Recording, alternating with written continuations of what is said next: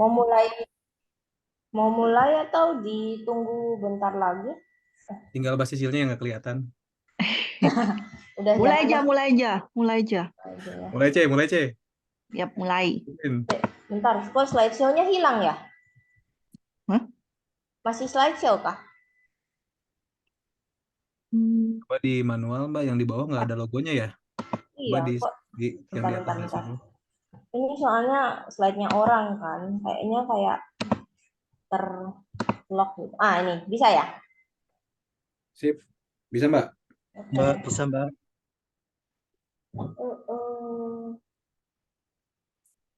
Sore teman-teman semua.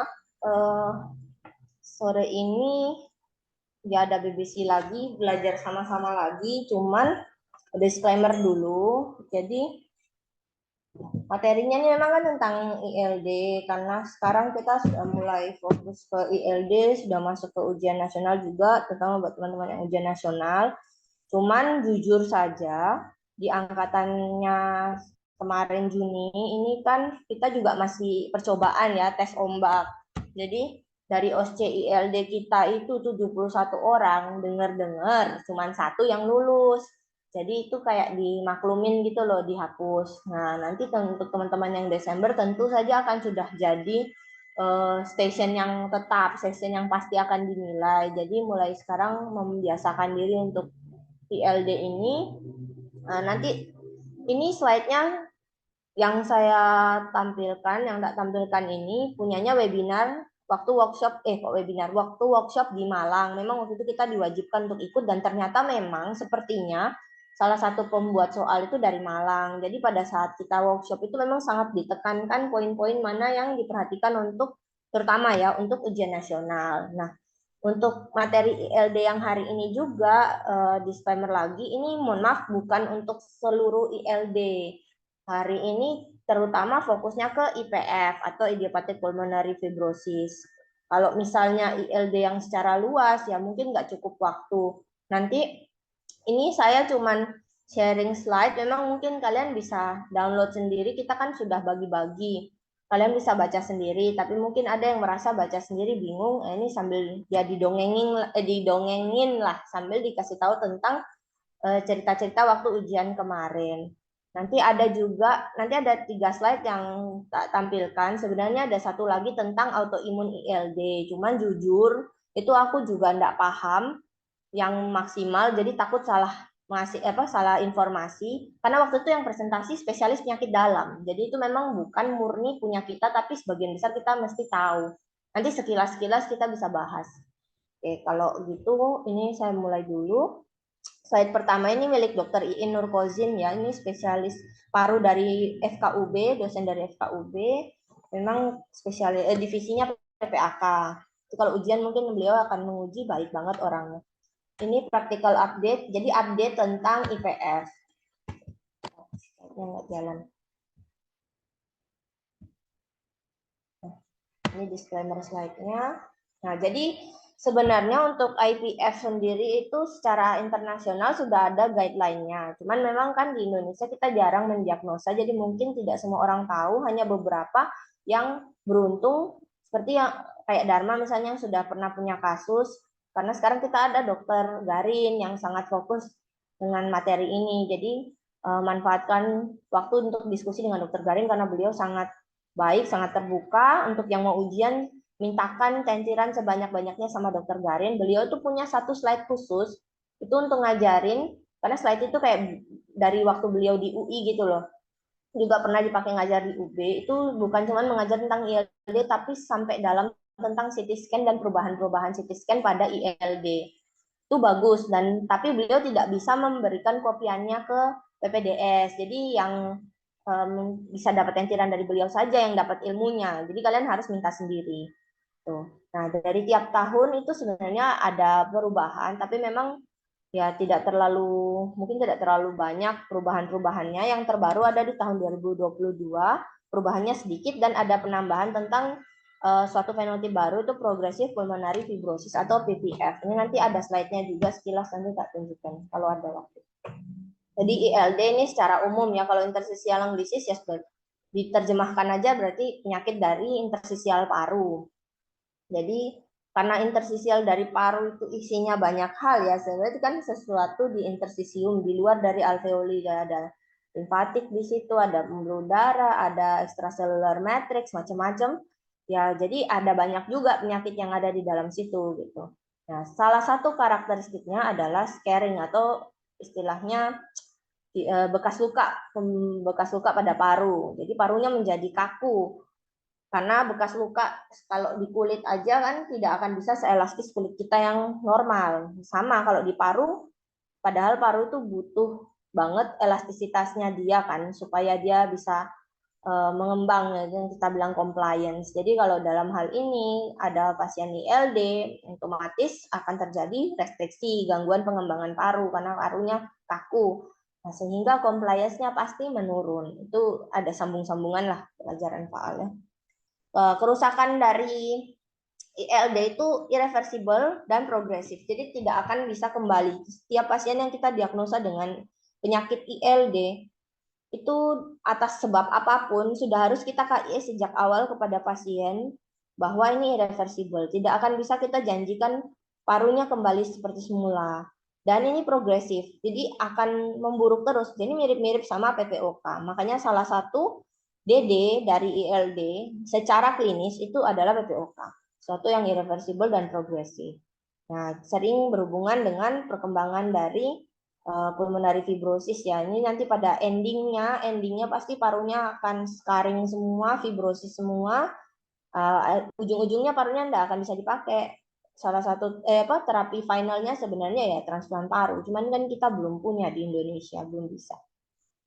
Nanti sekarang pembagian ILD itu ada dibagi menjadi dua. Jadi bisa dari etiologi atau yang kedua dari disease behavior-nya atau sifat-sifat penyakitnya. Nanti ada skema pembagiannya ya. Selain itu juga ada tabel pembagian yang berdasar radiologi. Nanti jangan tertukar.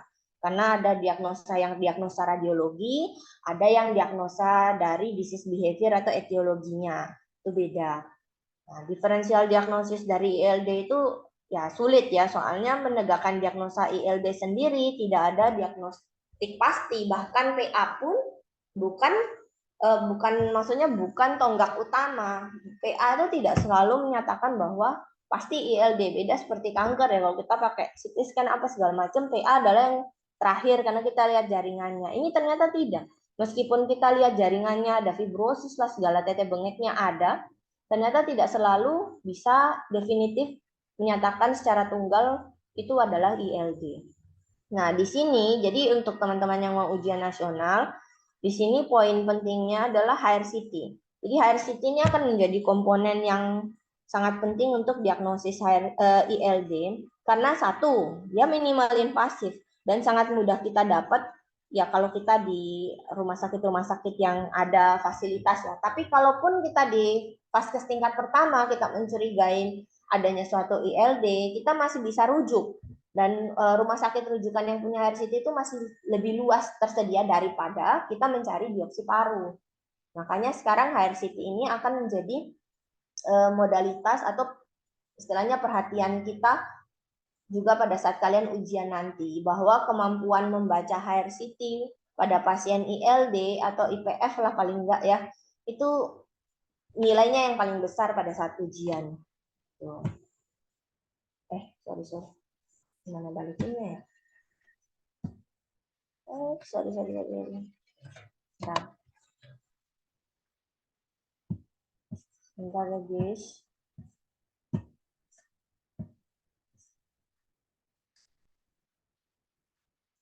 Terus slide-nya udah kelihatan lagi ya?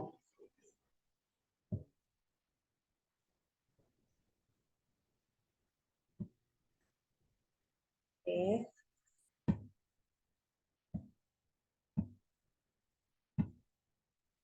Nah, ini tabel, nanti kalau ada yang mau bertanya atau suaraku tidak jelas, putus-putus atau gambarnya hilang, langsung disela aja ya, tolong dikasih tahu atau lewat WA. Ini ada klasifikasi berdasarkan etiologinya atau penyebabnya ya berarti ya. Jadi ada dibagi menjadi idiopatik interstisial pneumonia. Berarti ya idiopatik, kita nggak ada yang tahu. penyebabnya. Macam-macam ternyata, bukan cuma IPF. Ya, IPF salah satunya. Ada idiopatik NSIP, non-specific interstitial pneumonia. Ada yang sering berhubungan dengan rokok, yaitu respiratory bronchiolitis (ILD). Ada desquamative interstitial pneumonia, ada yang cryptogenic. Ini apa namanya? Nama-nama ini meskipun kelihatannya sulit pada saat ujian ya kita harus tahu karena nanti ini menjadi DD atau diferensial diagnosis waktu kita jawab ujian pertanyaan. Jadi yang idiopatik ada apa aja ya ini.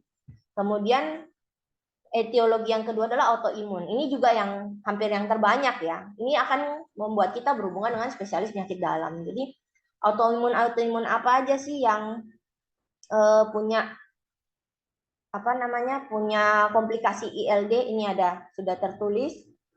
Saking banyaknya yang terakhir itu ya other connective tissue.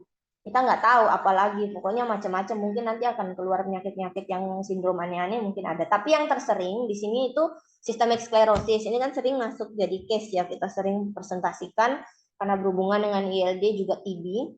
Rheumatoid arthritis ini juga angka kejadiannya banyak di Indonesia, jadi mesti tahu. Polymyositis dan dermatomyositis, polymyositis terutama itu juga banyak. Paling nggak kita tahu itu salah satu DD atau penyebabnya.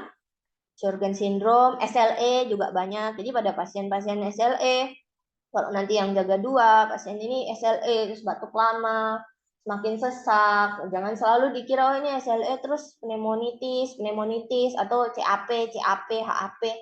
Nah, coba dievaluasi, jangan-jangan itu ILD. Nah, terus etiologi yang lain, hypersensitivity pneumonitis, ini yang berhubungan dengan paparan ya, paparan organik, kayak misalnya apa namanya bird fancier lung, farmer's lung, gitu-gitu. Nah, kalau sarkoidosis kan yang granulomatus, sama ILD yang lain, ini bentuk-bentuk yang jarang terjadi itu misalnya LAM, Langerhans, sel histiositosis, terus yang berhubungan dengan obat-obat yang menyebabkan ILD kan ada obat-obat seperti apa namanya? Kemoterapi, kemudian ada tabel faktor obat-obat yang sering keluar itu apa ya? Amiodaron. Nah, itu sering menyebabkan ILD. Jadi hati-hati pasien jantung, pengguna amiodaron datang ke kita, batuk-batuk sesek, dikira orang tua ini PPOK ini, ternyata pas kamu foto la ilaha. Ternyata retikular semua gambarannya. Jangan-jangan dia ILD.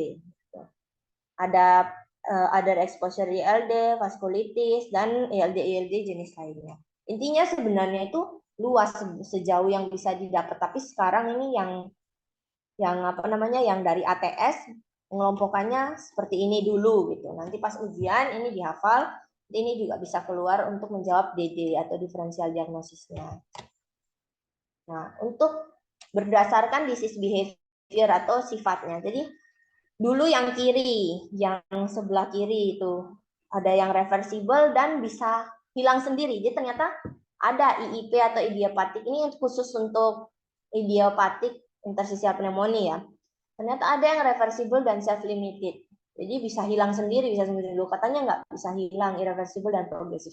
Sejauh yang kita tahu sebagian besar seperti itu. Mungkin kita jarang atau hampir nggak dapat yang reversible dan self-limited. Tapi mungkin saja ada. Itu nggak menutup kemungkinan.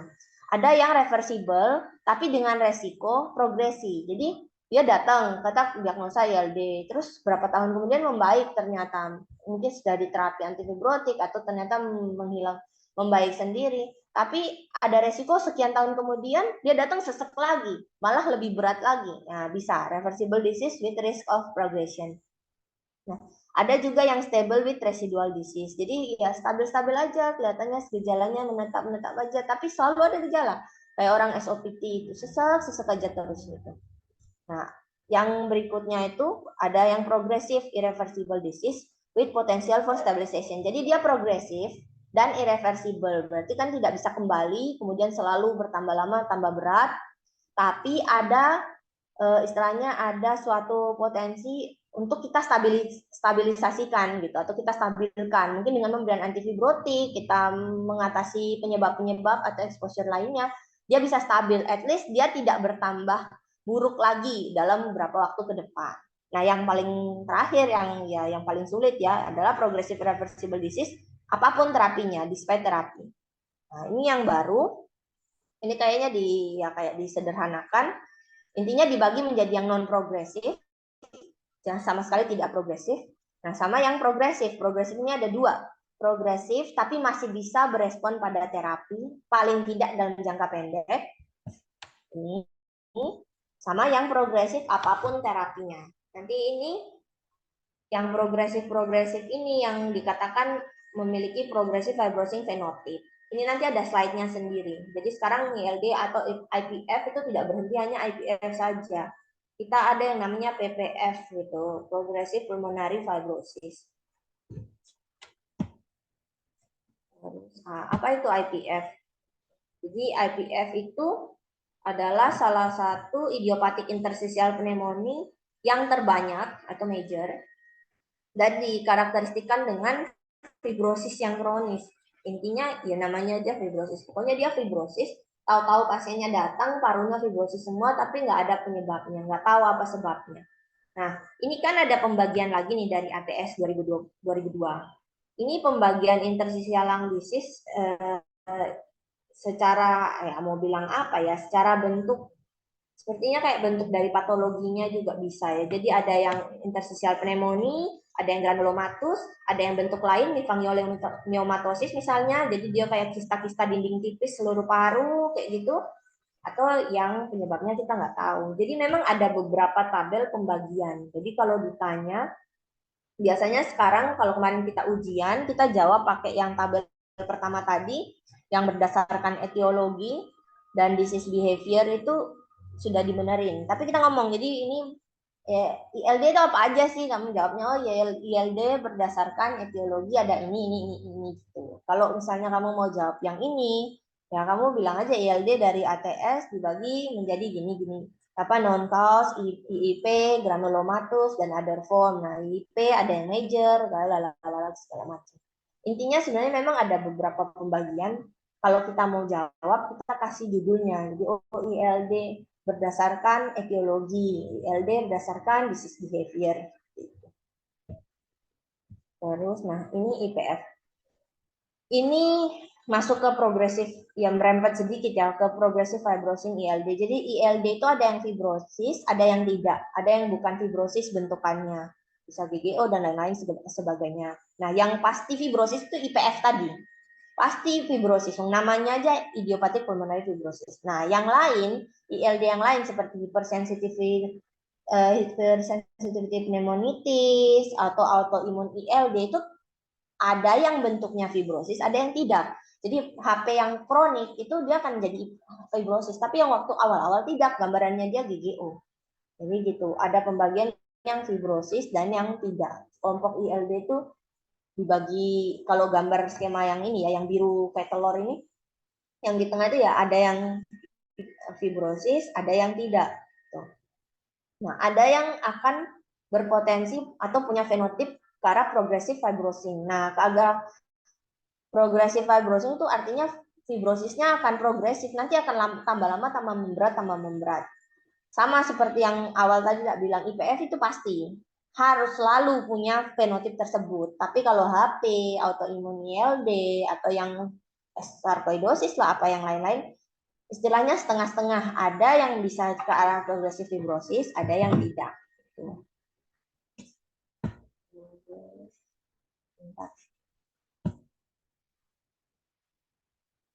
Nah, apa ini IPF? IPF itu suatu penyakit kronis yang yang punya karakteristik sesak yang memberat dan penurunan fungsi paru yang progresif. Jadi sebenarnya per kata diagnosisnya itu terjemahannya saja idiopathic pulmonary fibrosis, tapi artinya itu dikarakteristikkan dari klinisnya.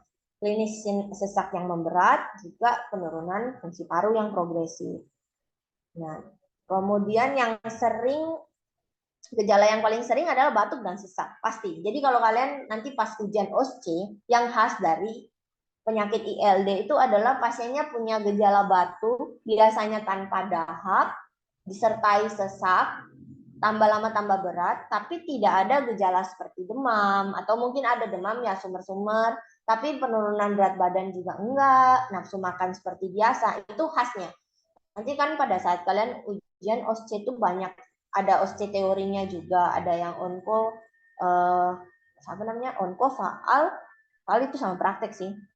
Infeksi sama nah ini ILD. Jadi kalian harus tahu kata-kata kuncinya. Oh ini kalau ILD itu ada batuk lama, biasanya usianya ya tengah-tengah ketua 40 tahun, 40 ke atas. Ada batuk, sesek, kadang-kadang nggak ada dahak, kadang dahaknya sedikit, tapi gejala lain nggak ada. Nah itu dan mempengaruhi yang pasti ya kualitas hidup pasien itu mengarah ke suatu ILD.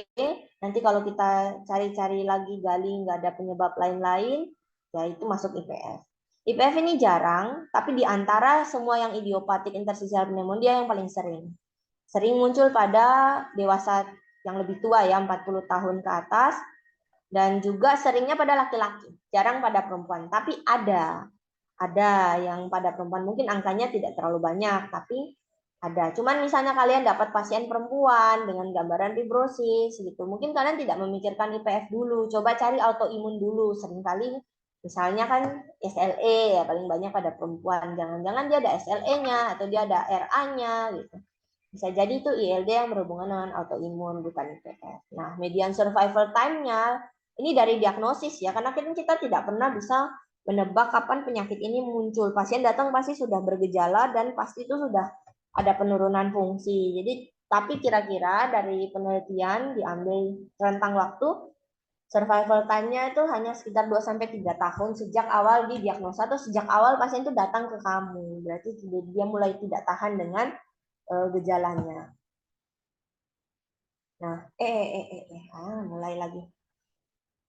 Mana nih balikinnya? Sebentar. Sebentar ya, stop share dulu.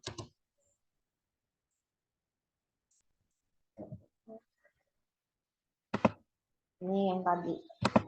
Slide-nya masih kelihatan ya? Sambung mulai dari awal lagi.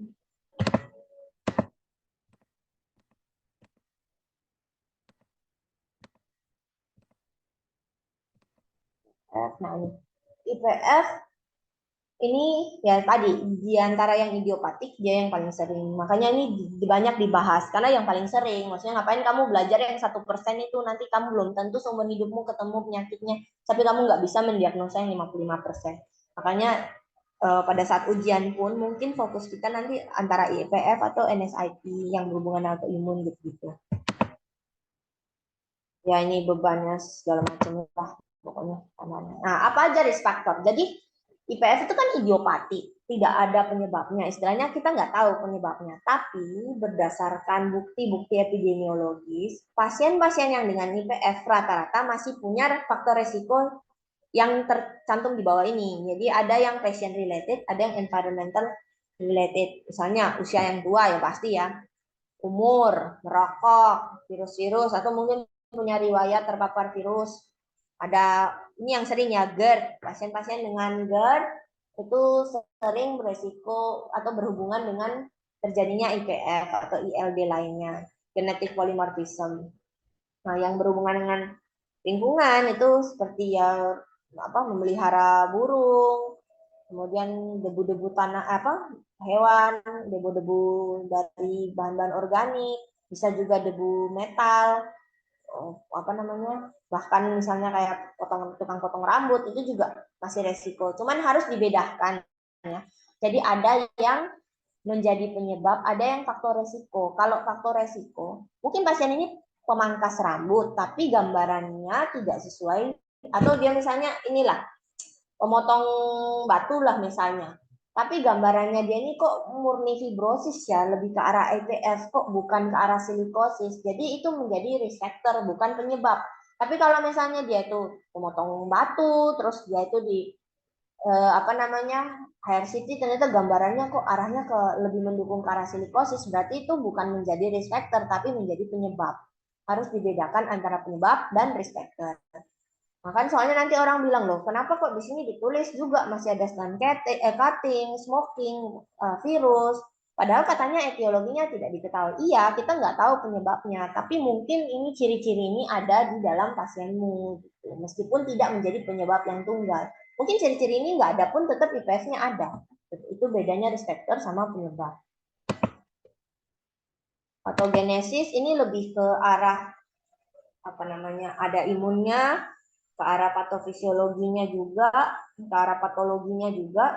Jadi pada normal, sel-sel yang normal ya, epitel alveolar sel itu kalau rusak dan teraktivasi itu pasti yes, intinya akan memperbaiki diri menjadi normal kembali. Tapi pada kasus pasien-pasien dengan fibrosis atau ILD, ternyata kerusakan ini jalurnya ada disfungsi. Jadi fibroblasnya lebih aktif, berproliferasi lebih banyak, terus lebih banyak menjadi miofibroblas, akhirnya berikatan dengan extracellular matrix, teranyam malah jadi fibrosis di situ.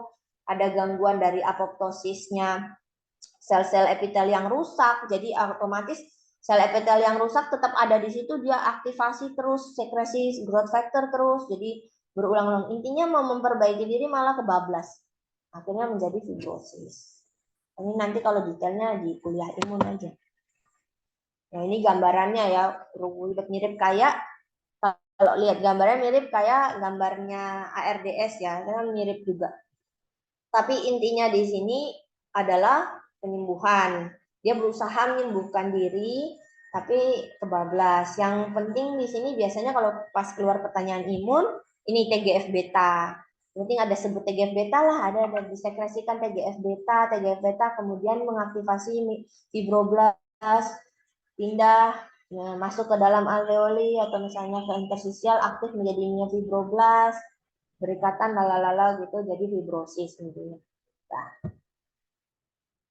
Nah, cara diagnosisnya. Pertama dari anamnesis dulu, gejala pasti. Gejalanya seperti tadi ada sesak, terutama saat aktivitas dan batuk kering. Mirip seperti PPOK, cuman mungkin PPOK itu kebanyakan masih produktif ya sputumnya, masih ada sputumnya lah gitu. Kalau IPF ini lebih sering batuk kering. Nah, karena itu sering disalah kira, nah ini kan sudah tertulis di yang kedua, bisa dikira pasien yang emfisema, bronkitis kronis, asma atau PPOK atau bahkan penyakit jantung, pasien-pasien yang dengan ADHF atau HHF, pasien-pasien yang BECOM kan juga gitu. Sesek saat aktivitas, batuknya juga kering, nggak ada dahaknya, tapi nanti ya kita lebih jeli lah. Kalau penyakit jantung kan ada tambahannya, misalnya dia nggak bisa berbaring lurus, tidur harus bantalnya tinggi. Kalau pasien IPF mau kamu jungkir balik kayang juga tetap sesak, nggak ada hubungannya dengan posisi. Nah, sama ini yang khas, velcro-like inspiratory crackles. Jadi pada saat pemeriksaan fisik, hampir semua pasien pasti dapat ronki yang disebut velcro-like ini, crackles ini. Nanti ada contohnya kayaknya, semoga bisa didengerin ya. Velcro itu kayak, buat yang belum tahu, velcro itu kayak sepatu kita waktu SD, tapi yang bukan pakai tali, krek-krekan itu loh, orang bilang krek-krekannya itu. Tapi ada di paru. Nanti kalau kalian dapat pasien, mungkin IPF belum tentu semua beruntung dapat, tapi coba kalau ada pasien SSC ILD atau systemic sclerosis ILD, itu kadang-kadang bisa muncul velcro-like crackles ini.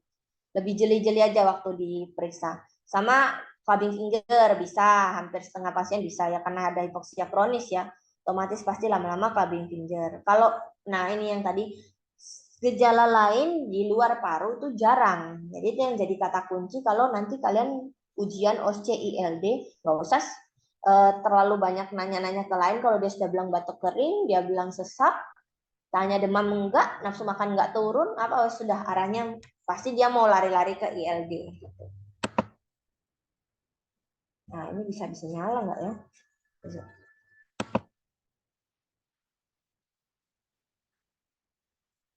Aduh, disko-disko ini.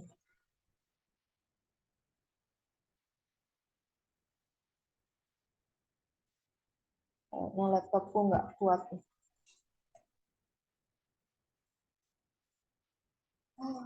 Nah, error.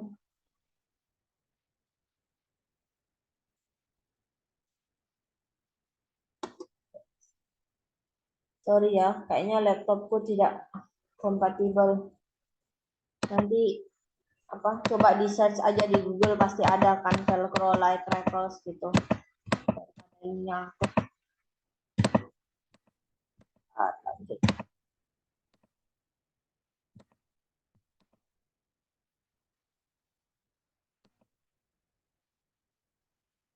Tuhan. Gimana nih?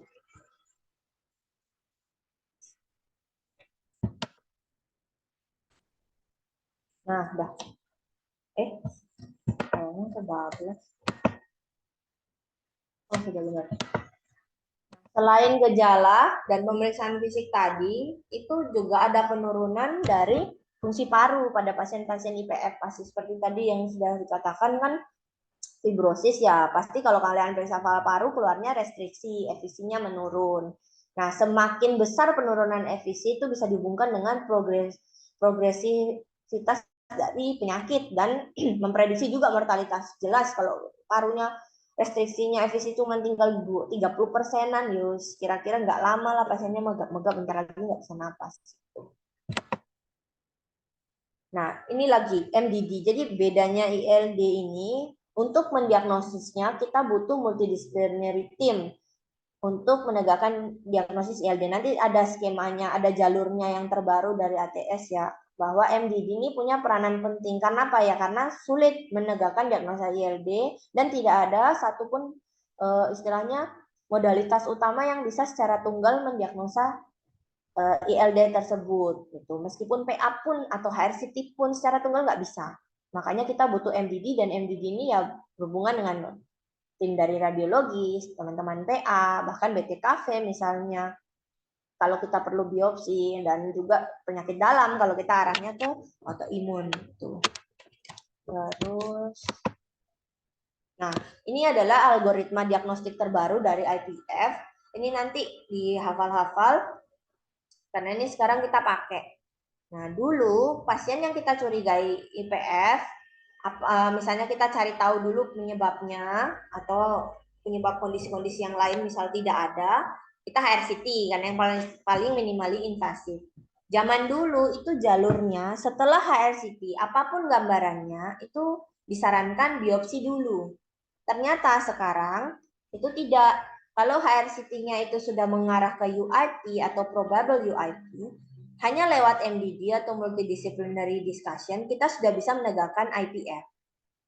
Kalau gambarannya indeterminate atau alternatif diagnosis, nanti ini tak jelasin lebih lanjut, itu kita memerlukan MDD dulu untuk menentukan apakah perlu dibiopsi, biopsinya pakai apa? Apakah pakai BAL dengan transbronchial lung cryobiopsy, atau ini SLB ini apa ya kepanjangannya, aku sampai lupa. Surgical lung biopsy atau pembedahan. Nah, nanti setelah hasil PA-nya keluar pun kita butuh MDD lagi, baru bisa menegakkan ini memang IPF atau bukan. Seperti itu. Nah, kalau gambaran CT scan-nya, kalau ternyata kita cari tahu sudah ketahuan ada penyebab yang lain, kita bisa mengkonfirmasi diagnosisnya, konfirmasi penyebabnya, ya sudah. Kadang-kadang dengan HRCT terus kita cek ternyata panel autoimunnya ada yang positif, ya sudah, dia alternatif diagnosis, bukan ILD IPF. Jadi sekarang hanya dengan HRCT saja, makanya kan ujian itu menjadi fokus sekarang kemampuan membaca HRCT, karena hanya dengan HRCT saja plus MDD kita sudah bisa mendiagnosa IPF tanpa melibatkan PA. Karena ini lebih invasif dan dia bukan hal yang tunggal, jadi hanya dikhususkan untuk pasien-pasien yang gambaran HRCT-nya indeterminate atau alternatif diagnosis.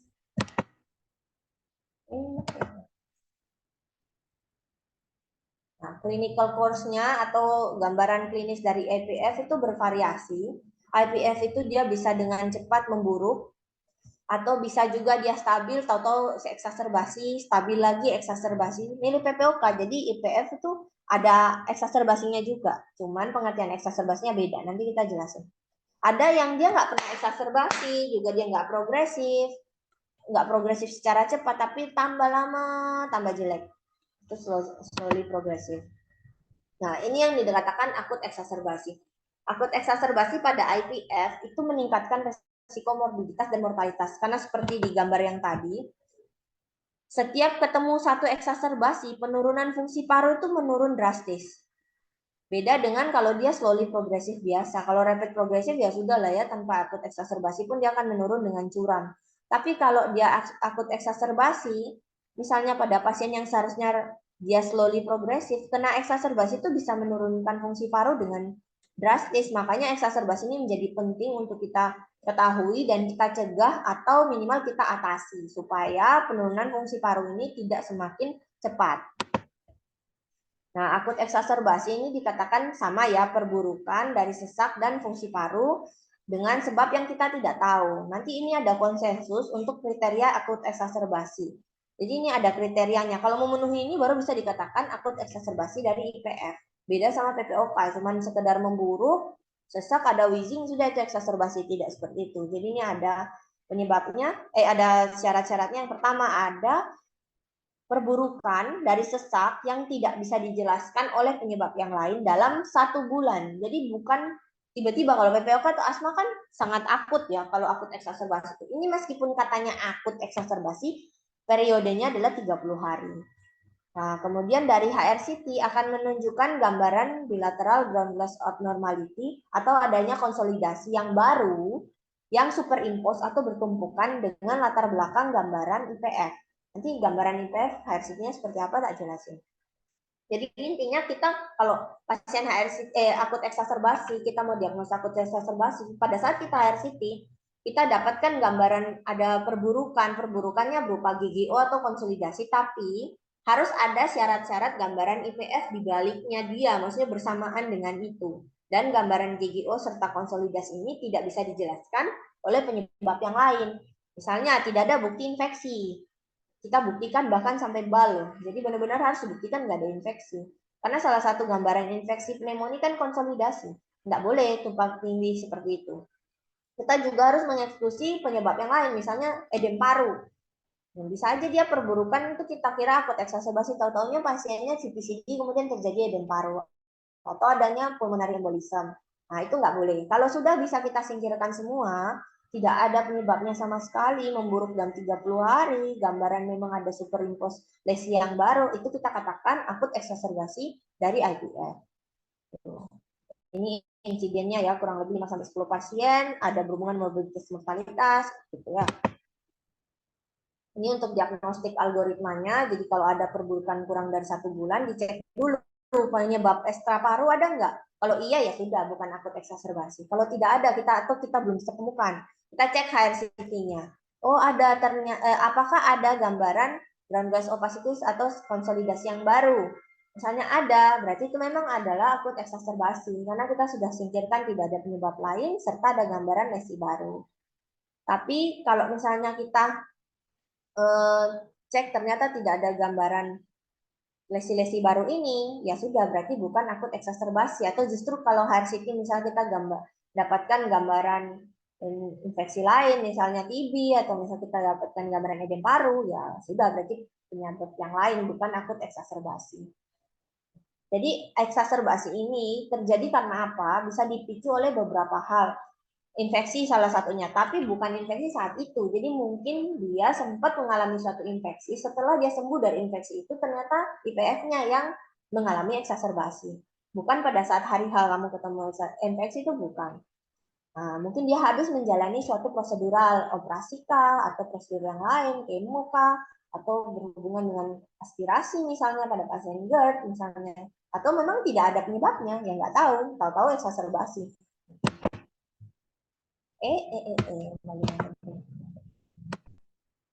Nah, ini gambaran HRCT pada pasien dengan ILD.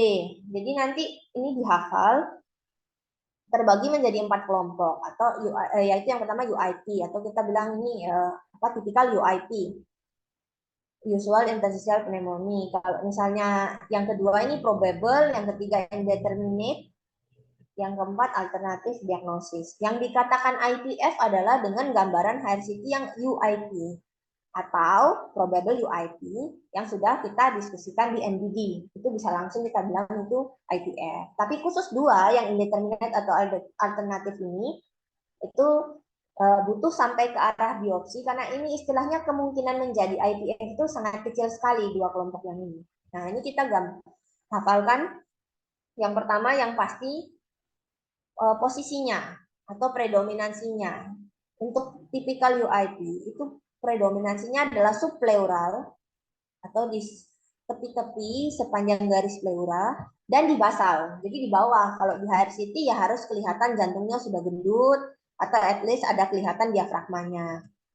Dan distribusinya seringnya heterogenos. Jadi bukan simetris ya, kanan kiri bagus bentuknya, enggak ya, sembarang-sembarang dia aja. Kita suka. Nah, syarat UIP yang lain adalah didapatkan honeycomb.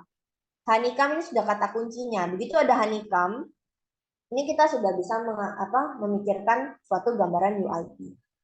Bisa dengan atau tanpa peripheral traction bronchiectasis atau bronchiolektasis. Nanti akan dijelaskan bedanya bronchiectasis biasa sama traction bronchiectasis.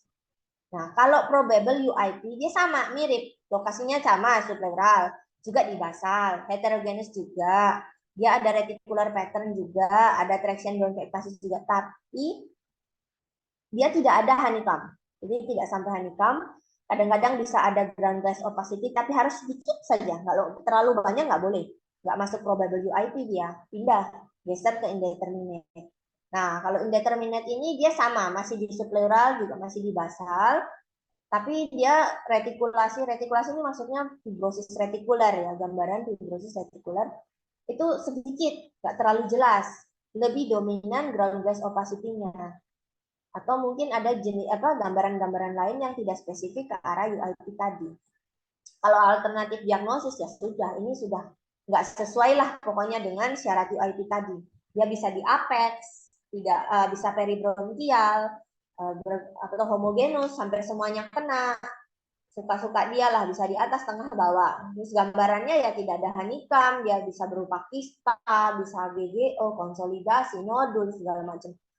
Juga bisa sampai efusi pleura atau penebalan efusi pleura, penebalan pleural, dan ada juga yang disebut subpleural sparing.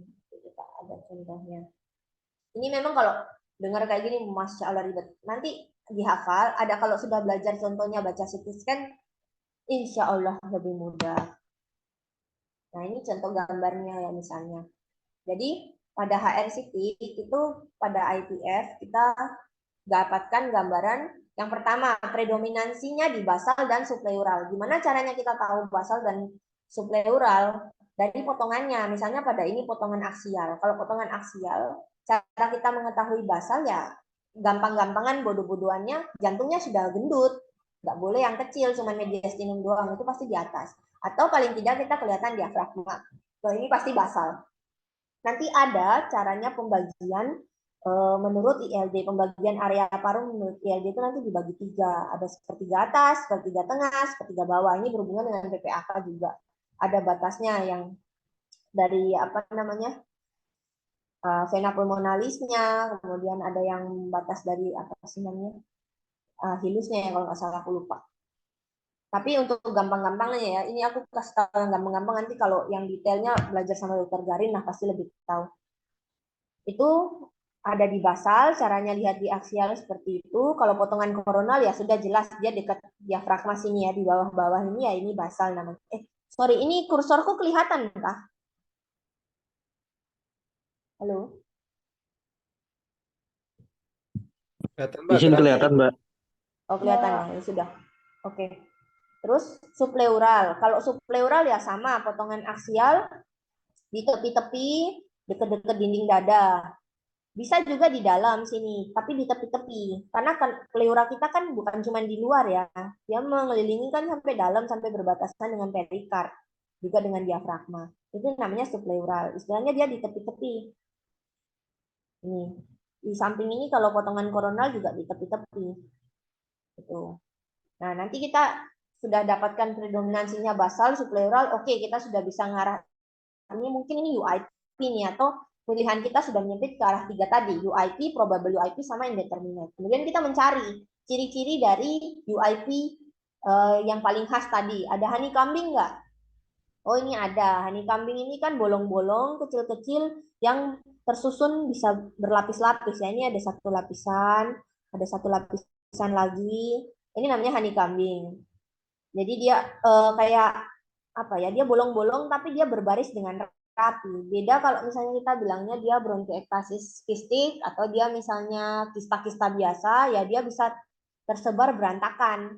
Tapi kalau ini misalnya kayak yang sisi sini ya, sisi kiri, sisi apa namanya, sisi yang sebelah sini juga itu, meskipun dia kelihatannya bolong-bolongnya sudah hampir penuh, karena kan ini mendekati basal ya. Tapi kalau kita lihat dia lumayan rapi lah, masih lumayan rapi tuh di sisi yang kiri. Kok yang kiri ya. Kalau misalnya kita lihat dari potongan yang koronal sama. Ini di samping-samping ini honeycombing ada ya, kelihatan ya bunder-bunder kecil-kecil. Jadi bersusun rapi. Nah, kita harus bedakan antara honeycombing sama reticular fibrosis. Kalau honeycombing, dia tuh dindingnya kan kayak kista ya, putih. Dalamnya ini hitam. Hitam yang lebih hitam dari parenkim paru. Karena dia bolong. Kalau honeycombing namanya. Kalau reticular fibrosis, ada nanti bilangnya ini, reticular fibrosis, dia punya dinding. Jadi putih-putihnya tebal, ada dindingnya putih-putihnya tebal. Tapi di dalamnya itu warnanya sama dengan parenkim. Atau mungkin kalau ini sudah opasitas ya, berarti sudah lebih putih dari parenkim. Reticular fibrosis itu juga salah satu ciri-ciri UIP juga. Istilahnya yang masih awal dia reticular fibrosis dulu, lama-lama baru dia jadi bolong, jadi honeycombing seperti ini. Nah, terus kalau traction bronkiektasis, secara pengertian bronkiektasis itu kan bronkus yang melebar. Nah, kalau traction atau tarikan, jadi bronkus ini melebar bukan karena kerusakan dari bronkusnya sendiri, tapi karena interstisial di sekitarnya menarik. Narik-narik ke samping sehingga dia jadi meleot-meleot. Dia jadi lebar. Ini mungkin gambarannya kurang jelas ya. Ini nih, panah yang kanan bawah ini mungkin sedikit lebih jelas. Ada kelihatan sedikit. Ini istilahnya ada garis bronkus yang lebar, tapi tepinya itu irregular, kayak ketarik kanan kiri. Itu namanya traction bronchiectasis. Ini baru satu contoh, jadi mungkin belum bisa dipahami. Wajar, nanti kita lihat contoh yang lebih banyak lagi. Kemudian kanan kiri. Nah ini gambaran histopatologi. Kalau histopatologi mungkin nggak sampai dihafal, nggak apa-apa ya. Aku pun nggak bisa hafal ya. Cuman ini ada kriterianya, siapa tahu kalian mau belajar. Ada sama kalau histopatologi dibagi juga UIP, probable UIP, indeterminate sama alternatif.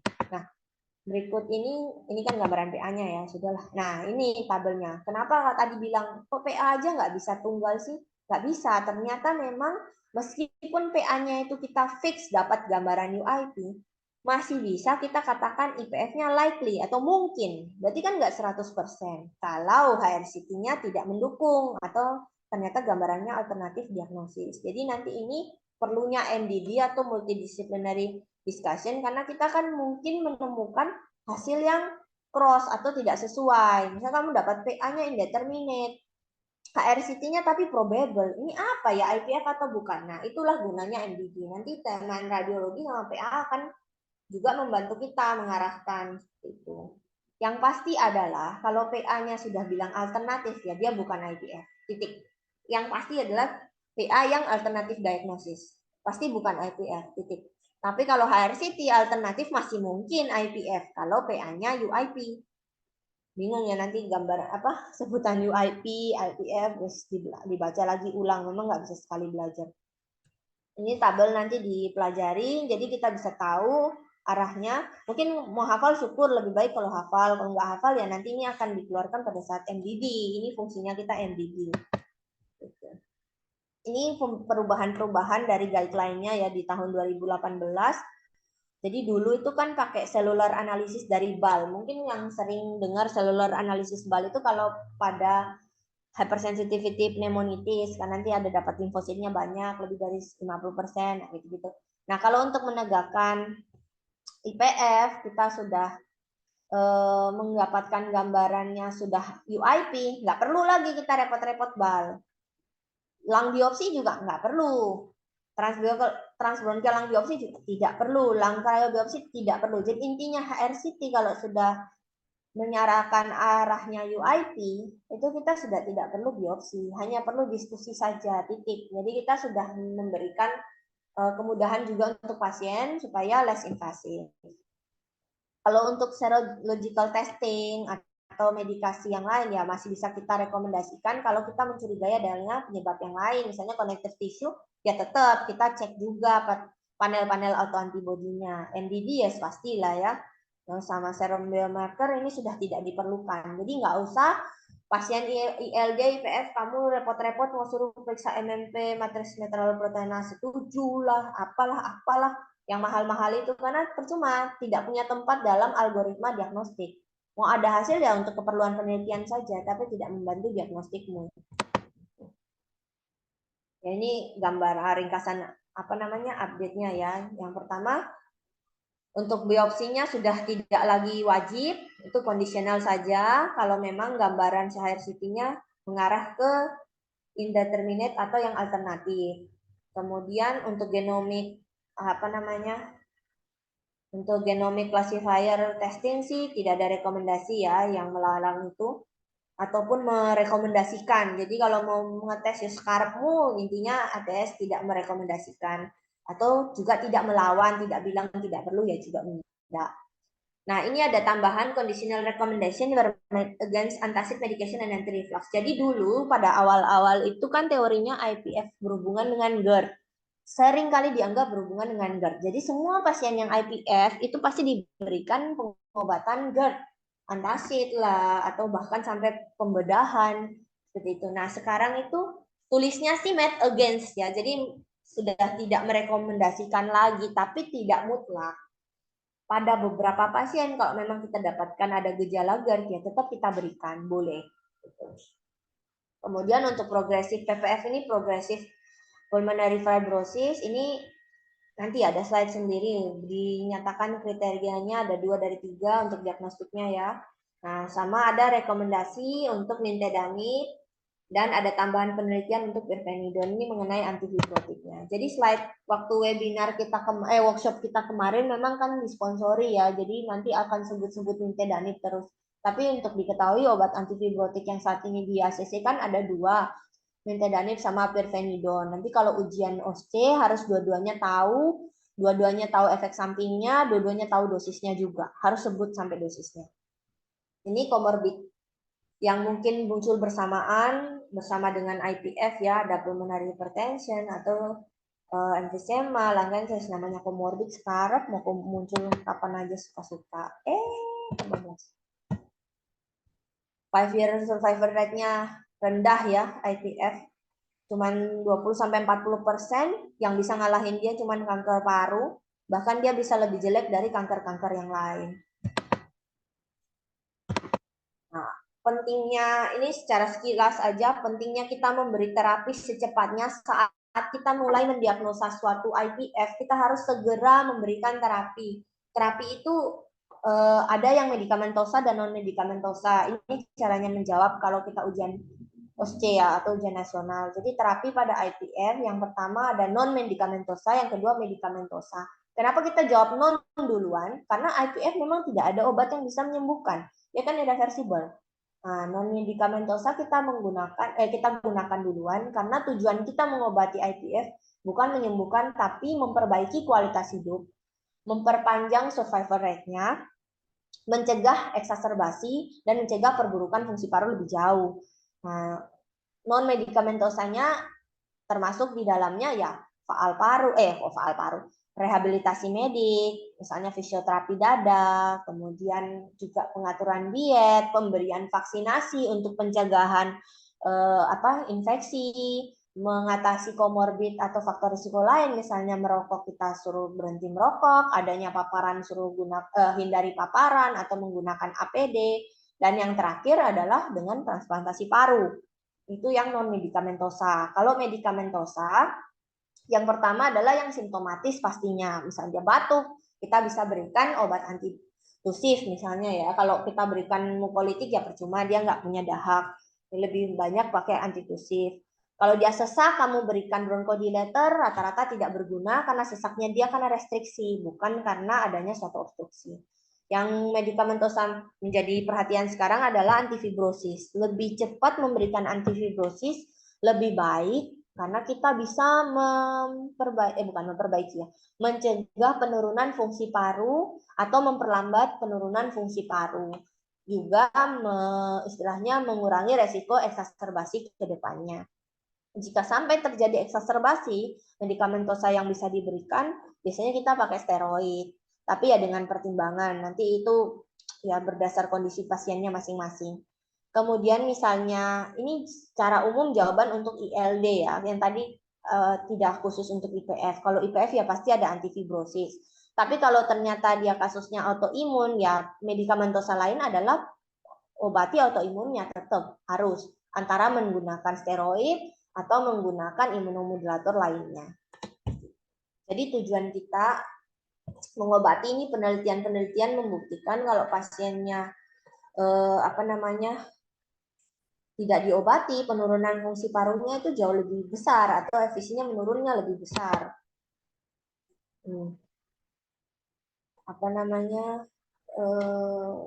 Ini penelitian yang menggunakan antifibrotik dan placebo. Kalau kita bisa memberikan antifibrotik sejak awal, mungkin kita bisa preserve atau menjaga penurunan fungsi paru tidak lebih cepat atau tidak progresif. Meskipun dia pasti tetap turun, ujung-ujungnya ya turun, tapi at least tidak secepat kalau tidak diberikan apa-apa.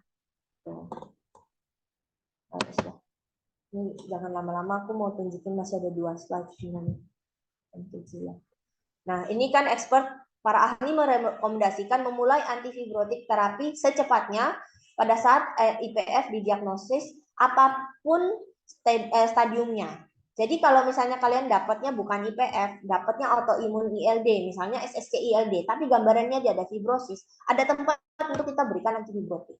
Misalnya kamu dapat HP tapi yang kronis sudah ada fibrosis, boleh segera mulai antifibrotik karena kita akan membantu mengurangi progresivitas dari penyakit tersebut. Jadi early diagnosis dan early initiation treatment itu berhubungan dengan long term clinical outcomes. Treatmentnya bisa dengan nintedanib atau pirfenidone. Apapun stadiumnya, karena nanti IPF ini ada stadiumnya juga, ada yang ringan, ada yang sedang, ada yang berat. Sekarang juga antifibrotik kan sudah mulai tersedia, nintedanib itu katanya sudah di cover BPJS, jadi sudah tidak ada alasan kita untuk tidak memberikan.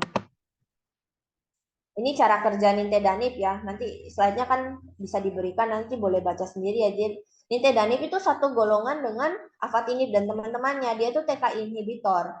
Jadi sama juga sebenarnya mirip-mirip obat kemo ya. Dia tapi target kerjanya ya dia menghambat jalur perbaikan dari paru tersebut. Misalnya dia bisa mencegah ini ada next ini menghambat aktivasi dari reseptor, terus menghambat makrofag M2. Jadi makrofag itu kan ada yang M1, ada yang M2.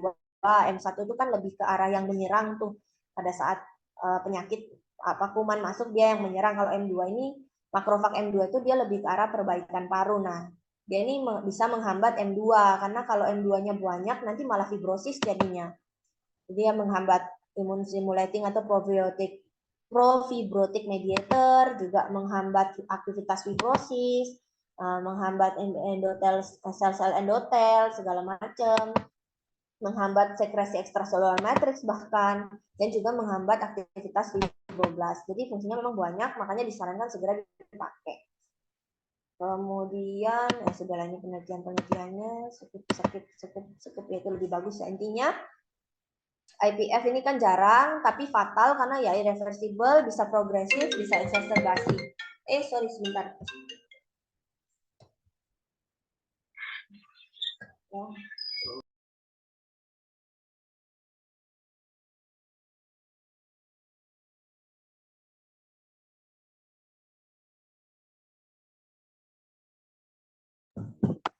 Terganggu. Lanjut ya, tadi summary-nya, jadi ada intinya dia jarang, penurunan efisi itu menunjukkan progresivitas, bisa terjadi akut eksaserbasi, dan kalau terjadi akan meningkatkan morbiditas dan mortalitas. HRCT menjadi modalitas utama kita yang non-invasif dan menjadi modalitas utama sebelum kita masuk ke MDD untuk menegakkan diagnosis. Jadi kemampuan kita membaca HRCT itu akan sangat dinilai pada saat kita ujian nanti. Jadi kita mulai membiasakan. Konon katanya di FKUI semester 2 sudah harus wajib bisa baca CT scan dan ada ujian tahapnya. Jadi Ya kita nggak berdoa, teman-teman ini ujian tahapnya bertambah lagi dengan HRCT, tapi tidak tahu, siapa tahu nih dosen-dosen sudah kepikiran mau nambahin, kita sudah siap-siap. Oke, ini slide yang pertama. Ntar aku ada lagi. Ini aku comot lagi slide dari Malang, bagus-bagus soalnya. Yang ini tentang progressive pulmonary fibrosis. Nggak detail ya, sebentar aja kalau yang ini. Jadi sama seperti tadi, ILD kan sekarang ya ada fibrosis, tapi ada beberapa pasien yang ternyata punya fenotip dia akan progressive fibrosis atau PPF tadi punya fenotip yang menjadi progresif dengan cepat dibandingkan yang lainnya. Nah, ini ya sudahlah ya, patogenesisnya, imunnya. Nah, ini. Kalau progresif, otomatis kan akan menyebabkan penurunan fungsi paru lebih cepat, mortalitas lebih tinggi, morbiditas lebih tinggi. Makanya itu kita sekarang dibagi, karena pada pasien-pasien yang progresif, perhatiannya khusus. Yang non-progresif mungkin kita bisa slow aja, nggak kasih antifibrotik, sekarang-sekarang ini mungkin nggak apa-apa, tapi yang progresif kan nggak bisa. Kalau kamu nggak cepat memberi terapi, mungkin saja dia akan lebih cepat mati gitu loh, lebih cepat memburuk. Bahkan yang progresif aja ternyata tuh pun masih ada yang tidak bisa berespon apa-apa dengan terapi. Nah, kan kita nggak pernah tahu pasien kita yang datang yang mana. Jadi sebaiknya kita mengetahui tentang penyakitnya terlebih dahulu. Nah, ini progresif fibrosis fenotip. Jadi suatu sifat ya, istilahnya fenotip. Sifat dari antara ILD bisa ILD yang IPF sih pasti ya. Yang mungkin itu yang autoimun, HP itu masih mungkin punya sifat-sifat bisa menjadi suatu perubahan penyakit yang progresif atau cepat banget memburuknya, ya, seperti itu. Nah, ini yang diwarnai kuning adalah penyakit-penyakit yang punya fenotip progresif. Jadi pada saat kita dapat diagnosa pasien ini kok ke arah progresif pulmonary fibrosis ya.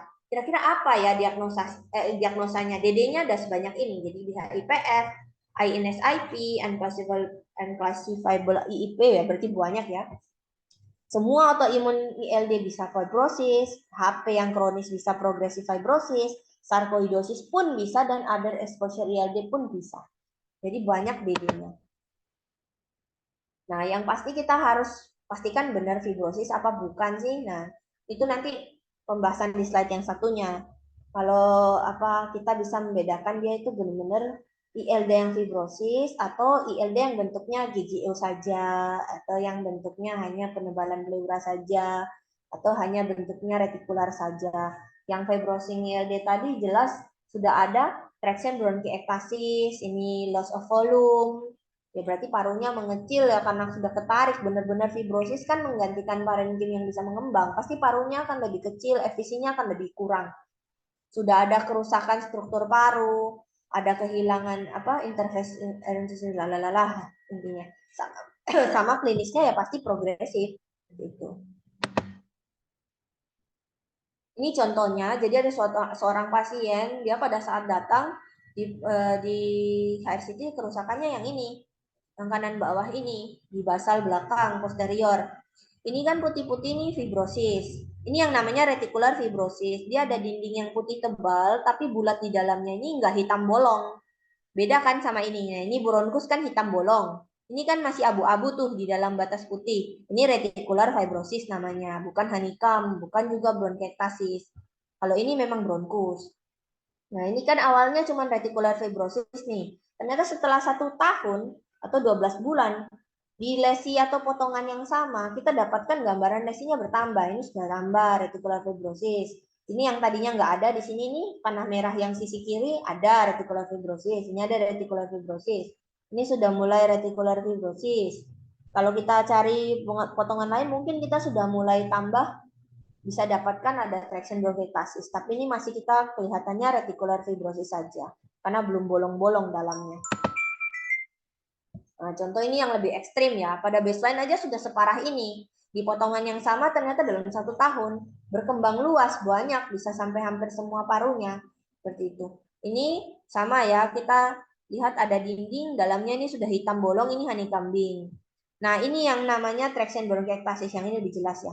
Di gambar yang sisi kanan setelah 12 bulan, ada panah yang warnanya kuning terang ini kan bronkus tuh, bolong hitamnya, tapi dindingnya kan nggak reguler, maksudnya nggak mulus. Bronkus kan harusnya dindingnya halus ya, karena ada epitel. Nah, dia ini melebar. Kalau bronkiektasis biasa, dinding bronkus tuh melebar, tapi epitelnya kan nggak ada penarikan sama sekali. Jadi bentuk tepinya halus. Kalau traction bronkiektasis ini tepinya irregular, ini ada bagian yang mengecil, ini ada yang gerigi-gerigi gitu, apa ya, bergerigi gitu. Itu karena interstisial di sekitarnya yang narik, itu namanya traction bronchiectasis. Itu. Nanti latihan lagi dengan gambar, tenang. Ini, nah pasien ILD mana saja sih yang bisa ada punya progresif fenotip fenotip yang progresif IPF pasti ya 100% hampir semua. Nah, ini ada RAILD nih paling sering. Jadi dari autoimun ILD yang rheumatoid arthritis itu yang paling sering. Kalau SSC ya bisa tapi tidak terlalu. Ya sama levelnya dengan INSIP. Kalau CTD ILD lain ya ada bisa juga SLE bisa juga, intinya bisa tetap bisa ada, cuman angkanya mungkin tidak sama variatif.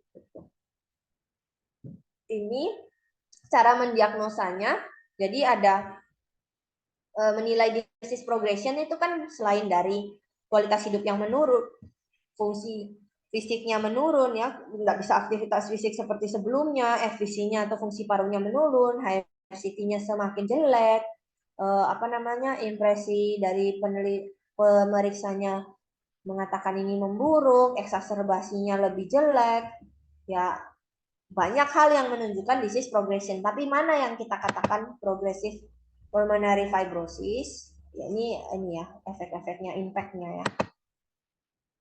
Nah ini cara mendiagnosa dari progressive pulmonary fibrosis. Pada pasien yang kita katakan pulmonary fibrosis dikatakan memiliki memiliki setidaknya 2 dari 3 kriteria di bawah ini. Yang pertama gejalanya memburuk. Pasti batuknya tambah sering, seseknya terus-terusan tambah sering. Mungkin dulu cuman siang aja, sekarang siang, malam, pagi, aktivitas atau istirahat tambah sesek. Yang kedua adalah ada bukti fisiologis bahwa penyakit ini progresi, yaitu biasanya kita ukur dengan fal paru. Ada penurunan dari FVC lebih dari sama dengan 5% dalam 1 tahun, atau penurunan dari DLCO lebih dari 10% sama dengan 10% dalam 1 tahun. Jadi follow up penentuan PPF adalah 1 tahun. Ingat-ingat ya, kalau akut eksaserbasi pada ILD itu 1 bulan kriteria waktunya. Kalau PPF atau progressive pulmonary fibrosis itu 1 tahun. Nah, yang ketiga adalah perburukan radiologi. Bisa bertambah traction bronchiectasisnya seperti tadi, ada tambahan GGO disertai traction bronchiectasis, retikulasinya tambah banyak, kemudian honeycombingnya tambah luas, loss of volume-nya tambah banyak. Nah, 2 dari 3 kriteria ini terpenuhi, itu sudah kita katakan PPF. Ini sama ya, inbuilt kriteria, ini kan dia kayaknya ribet ya. Tapi sama juga, intinya adalah 2 dari 3. Jadi ada penurunan FVC, lebih dari sama dengan 10%, tapi dia lebih mengarah ke fal parunya sebenarnya. Kalau dia bilang, kalau inbuilt bilangnya sih lebih dari sama dengan 10% saja, itu kita sudah katakan itu PPF. Tapi kalau FVC-nya masih 5-10% dengan gejala, baru kita bilang PPF. Atau 5-10% dengan gambaran HRCT yang memburuk, itu PPF. Ini kan berarti sama dengan 2 dari 3 yang tadi ya. Atau perburukan gejala dan gambaran HRCT yang memburuk. Berarti sama 2 dari 3. Cuman mungkin inbuilt ini menambahkan kalau FVC itu bisa berdiri tunggal asal penurunan FVC-nya besar, lebih dari sama dengan 10%.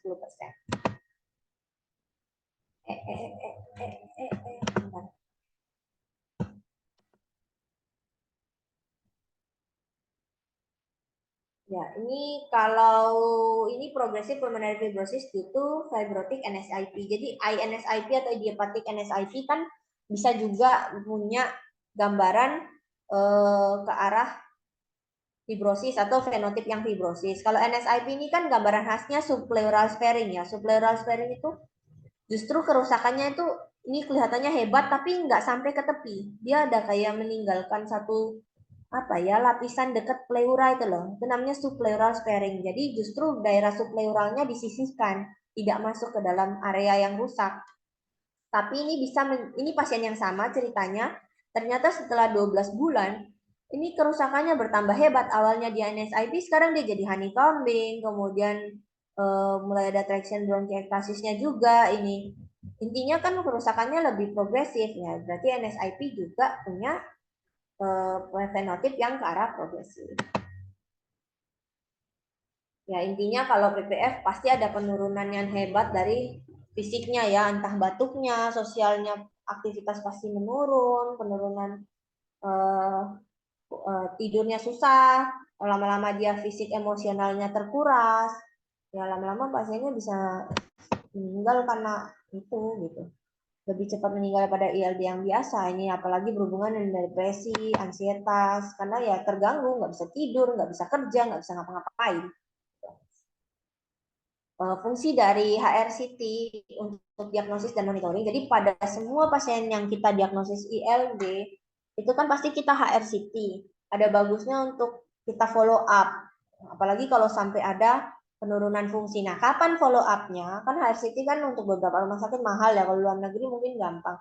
Nanti ada kriterianya, kita ada pembagiannya biar bisa lebih mudah mengarahkan kita kapan sih kita harus evaluasi dengan HRCT atau kapan kita harus evaluasi faal parunya. Ini definisi-definisi lain ya tentang disease progresi, nanti dibaca aja. Ini perbandingan penurunan efisiennya sekilas aja. Nah, ini gitu. Ini tujuan dari terapi ILD seperti yang tadi saya bilang, tidak ada yang menyebutkan adalah menyembuhkan karena dia irreversibel. Jadi kita hanya bisa mencegah penurunan fungsi paru, memperbaiki atau menjaga kualitas hidup yang tersisa, mencegah eksaserbasi dan mempertahankan atau meningkatkanlah at least survival rate-nya. Nah, yang harus kita bedakan adalah penyakit ini inflamasi atau fibrosis. Karena ILD itu kan inflamasi juga. Ada fibrosis, ada inflamasi juga. Yang pasti fibrosis adalah IPF. Yang pasti fibrosis. Tapi yang inflamasi seperti sarkoidosis, HP, atau autoimun juga bisa punya fenotip fibrosis tadi. Jadi kita itu akan bisa menentukan terapi kita. Kalau dia arahnya ke fibrosis atau punya ciri-ciri fibrosis, boleh kamu berikan antifibrotik. Ya kira-kira mungkin bisa punya efek. Tapi kalau dia arahnya inflamasi, tidak ada tanda-tanda fibrosis sama sekali dari HRCT. Dari HRCT, meskipun namanya ILD, jangan ngotot beri nintedanib. Percuma, justru harus kamu berikan imunomodulator terapi atau imunosupresif terapi karena responnya dia adalah respon inflamasi. Ini treatment yang tersedia ya. Kalau imunosupresi pakai apa? Ini untuk autoimun, mencegah dari paparan, antifibrotik, non pharmacological treatment yang tadi yang terakhir transplant paru. Ini yang disponsori nintedanib, jadi itulah. Ini ada perbedaan tentang nintedanib dan pirfenidone. Nintedanib itu TK inhibitor. Kalau pirfenidone itu cara kerjanya dia menghambat TGF beta langsung. Kemudian menurunkan jalur signaling, sintesis kolagen, dan proliferasi fibroblast. Ini dosisnya ada. Ini dibaca ya. Side effect-nya yang mau ujian dihafal. Nanti keluar pertanyaannya. Cuman memang penelitian itu lebih banyak tentang nintedanib. Jadi nintedanib itu yang secara unggul bisa kita gunakan, jadi bisa tercover BPJS duluan. Karena memang dia lebih banyak penelitiannya. Pirfenidone ini masih ongoing, tapi bisa. Beberapa penelitian yang sudah ada itu responnya bagus. Oke, sekilas itu tentang setelah ini tentang nintedanib. Berikutnya, ini dia. Ini ada tentang treatment goal kita kan yang tadi ya. Nah, kapan sih kita bisa mengevaluasi dia pakai faal paru, kapan evaluasi pakai HRCT, kapan kita evaluasi pakai 6-minute walking test atau mengetahui fungsi fisiknya dia. Nah, kalau dari sini kita bagi sesuai dengan derajatnya. Ada yang mild, ada moderate, ada yang severe. Ini nanti tinggal dibaca aja gampang. Kalau mild ya tidak ada gejala saat ini, tapi efisiennya mulai turun, masih kurang dari 5%, sudah mulai ada fibrosis tapi sedikit ya, kurang dari 10%. Atau gambaran CT scan-nya tidak konsisten dengan UIP, berarti arahnya ke yang indeterminate atau alternatif diagnosis. Jadi bukan benar-benar murni kira-kira ini bakal fibrosis nih, enggak murni. Nah, itu kamu bisa evaluasi fungsi faal parunya atau 6-minute walk test setiap 6 sampai 12 bulan. Kalau HRCT-nya tiap 12 bulan aja. Tapi kenapa HRCT itu paling lama tetap 12 bulan? Karena untuk mendiagnosa PPF tadi kan jarak waktunya 12 bulan atau 1 tahun. Jadi at least kamu sudah punya modal untuk bisa mendiagnosa kalau memang ini ada perburukan, oh ini PPF gitu. Nanti yang bawah ini terapinya. Sama moderate ini sama ya, kalau gejalanya ringan, penurunannya seperti ini, gambaran CT scan-nya seperti ini. Oh, faal parunya lebih cepat, 3 sampai 6 bulan. HRCT-nya bisa 6 sampai 12 bulan tergantung dari gejala atau perburukan progresi penyakitnya.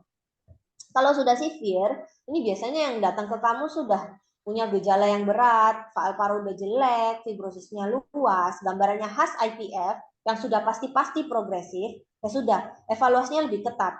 Faal parunya 3 sampai 6 bulan, HRCT 6 sampai 12 bulan, pilih yang angka yang kecil, 3 sampai 6-nya ini. Nanti untuk terapinya juga kita lebih agresif. Oke, ini slide untuk yang IPF kira-kira seperti itu, ini sama. Dah, itu pentingnya untuk PPF. Nah, yang terakhir ini untuk HRCT. Belajar tentang CT scan. Masih ada waktu sedikit ya. Ini slide dari workshop juga. Ini dokter radiologi yang ngajar. Jadi mohon maaf kalau aku nggak bisa maksimal. Saya ingat-ingatku aja, tak coba pengen bagi buat kalian juga. Kita mulai membiasakan baca CT scan. Ini ILD sama ya, intersisial. Ya sudah, ini teori-teori sedikit. Pembagiannya seperti tadi. Nah, HRCT ILD seperti apa? Gambaran IPF itu seperti apa? UIP itu gimana? Nah, ini UIP, probable UIP, indeterminate alternatif, ini harus dihafal supaya pada waktu kita buka CT scan, kita bisa tahu, oh yang aku cari ini loh. Kalau ada ini ya sudah UIP. Kalau nggak ada ya dia ke arah yang lain. Yang tadi ya. Nah, imaging modality banyak ya. Yang paling sederhana chest X-ray dan HRCT terutama untuk ELD. Kalau imaging yang lain ini nggak kita pakai untuk ELD. CSR ini paling mudah, bisa apa saja, tapi ya kurang sensitif, kurang spesifik. Karena ya kita nggak bisa detail lihatnya seperti HRCT. Gambaran yang kita bisa dapatkan kalau pasien ILD ya hanya gambaran retikular aja. Kalau kayak gini nanti pas MR jawabnya kan pneumonia kan? Pneumonia atau infiltrat di parakardial kanan dan kiri. Padahal ini sebenarnya gambaran retikular. Tuh, lihat seperti akar-akar. Nanti kalau yang sudah bawah sini bisa lebih lebih putih ya, mungkin dia memang ada granular opacity atau konsolidasi di bawah situ. Tapi yang atas-atas ini nih, dia berjalan mirip struktur pembuluh darah. Nah, ini kan gambaran retikular namanya, pokoknya kayak akar gitu. Pelen aja. Nah, ini HRCT. HRCT lebih sensitif, ini yang jadi tool utama kita untuk mendiagnosis ILD yang kita cari ciri-cirinya tadi. Nah, ini contoh HRCT pada saat baseline. Ini yang tadi ya, contohnya 12 bulan bisa memburuk seperti itu. Apa bedanya HRCT sama CT scan biasa? HRCT itu kan high resolution CT scan. Dia itu lebih detail gambarannya. Slice-nya ini dia menunjukkan lesi per slice-nya ini di garis hitam ini yang terpotong, itulah gambaran yang kamu lihat. Tapi kekurangannya, kalau dia slice-nya sedikit, misalnya cuma 64 dibandingkan sama 126, otomatis ada area ini yang tidak kamu lihat. Tidak kelihatan karena tidak terpotong. Gitu. Jadi tergantung banyaknya potongan atau titik potongan itu ada di mana. Tapi karena dia fokus hanya di potongan itu saja, jadi dia bisa detail banget lihat di situ. Bedanya standar CT scan, dia volumetric. Jadi dia sama di slice juga, tapi dia berusaha merekonstruksi volume yang ada di sini. Makanya gambarannya tidak bisa sedetail HRCT, agak ya tidak setajam HRCT lah, karena dia berusaha merekonstruksi volume yang ada di sini. Itu bedanya HRCT dan CT scan biasa. CT scan biasa tuh volumetrik. Kalau kamu mau cari tumor paru misalnya, ya lebih bagus yang CT scan biasa. Karena misalnya tumornya nodul kecil di sini, HRCT misalnya dia nodul kecil di sini, ya nggak kelihatan nodulnya, nggak tahu kemana. Tapi kalau yang CT scan biasa, adalah kelihatan meskipun tidak detail gambarnya, tidak tajam, tapi dia akan merekonstruksi ada gambaran suatu gambaran yang apa namanya naik HU-nya, Hounsfield unitnya akan naik di situ. Tuh, ini sekilas perbedaan HRCT dan CT scan yang standar. Nah, ini apa ya? 1 mm, 5 mm. Ini mungkin potongannya. Bentar, aku lupa. Lanjut ya. Patternnya. Yang harus kita hafal adalah yang pertama predominansinya. Predominansinya atau lokasinya ada di mana. Kemudian gambaran khas fibrosis itu apa saja yang muncul. Sama ada honeycomb enggak. Pokoknya kalau sudah keluar honeycomb, udah arahnya ke UIP. Kalau tidak disertai yang lain. Kalau ada disertai yang lain ya agak susah kita masuk ke definisi yang lain. Distribusi. Ini yang dikatakan basal predominans. Jadi di dekat diafragma. Kalau potongannya koronal. Koronal kan orang berdiri ya, atas bawah ini, superior dan inferior. Basal ya di inferior, pasti dekat dengan diafragma. Kalau upper lobe atau apex ini ya di atas. Ini untuk potongan yang koronal. Nah, kalau potongan yang aksial seperti ini, yang tadi jantungnya mulai gendut, ada mulai tampak diafragma, itu namanya basal. Misalnya ini lokasi supleural. Ini supleural. Jadi dia lokasi bunder-bunder bolong-bolongnya kan hanya di tepi-tepi saja, di tengahnya jarang atau baru mau menuju ke sana. Ini supleural namanya. Kalau yang ini supleural sparing, ini kelihatan putih. Yang mana yang lebih jelas ya? Ini ya. Ini kan tepi-tepinya sudah mulai putih-putih nih, sudah mulai mau ke arah GGO atau fibrosis, tapi ini tipis banget ini. Ada satu lapisan hitam tipis gitu sebelum dinding dada. Itu namanya subpleural sparing. Jadi daerah subpleuralnya justru nggak terlalu putih. Yang tengah-tengahnya ini lebih putih, lebih banyak fibrosis, lebih banyak GGO-nya. Kalau peribronkofaskular, dia lokasinya lebih di sentral, lebih tengah. Karena kan bronkus dan vaskular itu berjalan lebih besar dari tengah, terus ke tepi semakin kecil. Kalau dia dominan peribronkofaskular, ya lesinya akan lebih dominan di sentral. Ini untuk lokasi dulu. Kita memahami lokasi terlebih dahulu. Saya ditandai tanya plural sharing. Berikutnya pattern. Pattern fibrosis pada HRCT itu seperti tadi ya, ada kerusakan dari strukturnya, interstisialnya menebal, lebih putih-putih, lama-lama bisa sampai bronchiectasis yang traction, bisa kehilangan volume sampai bolong.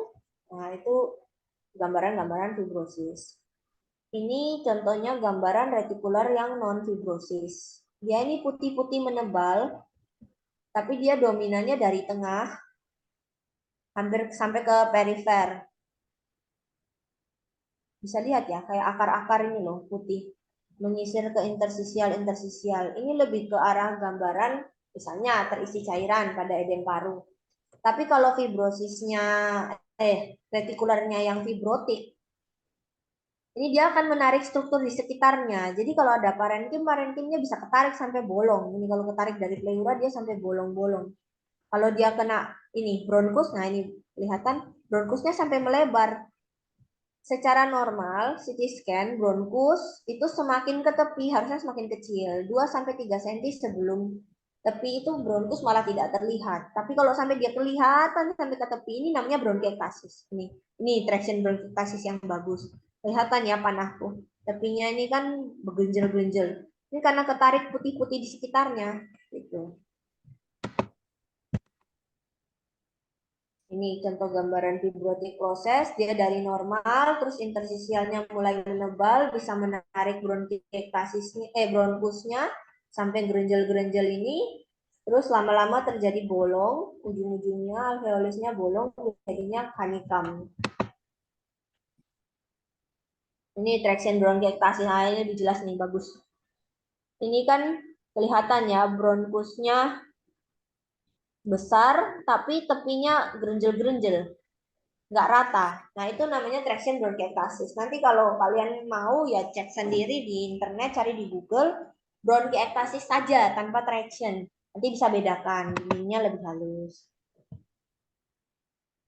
Ini arsitek apa distorsi arsitek. Nanti yang bisa menjelaskan lebih bagus tuh Dokter Garin ya. Aku cuman berusaha mencoba memberi informasi yang sebisaku. Kalau agak kurang-kurang sorry ya. Ini honeycomb.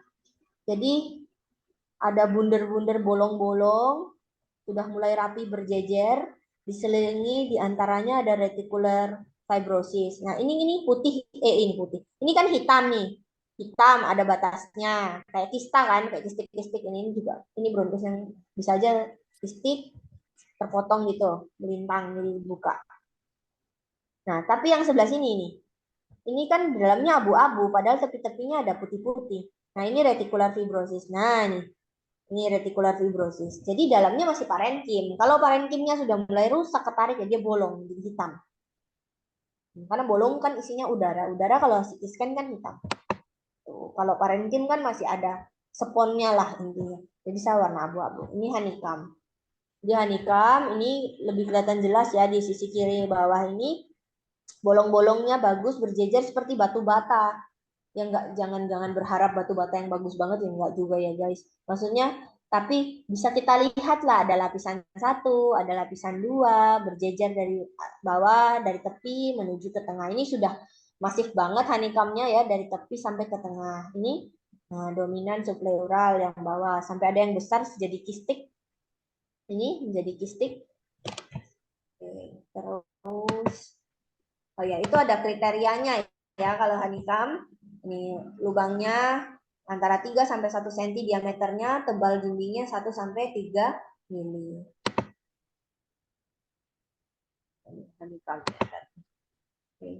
Pattern yang lain seperti apa?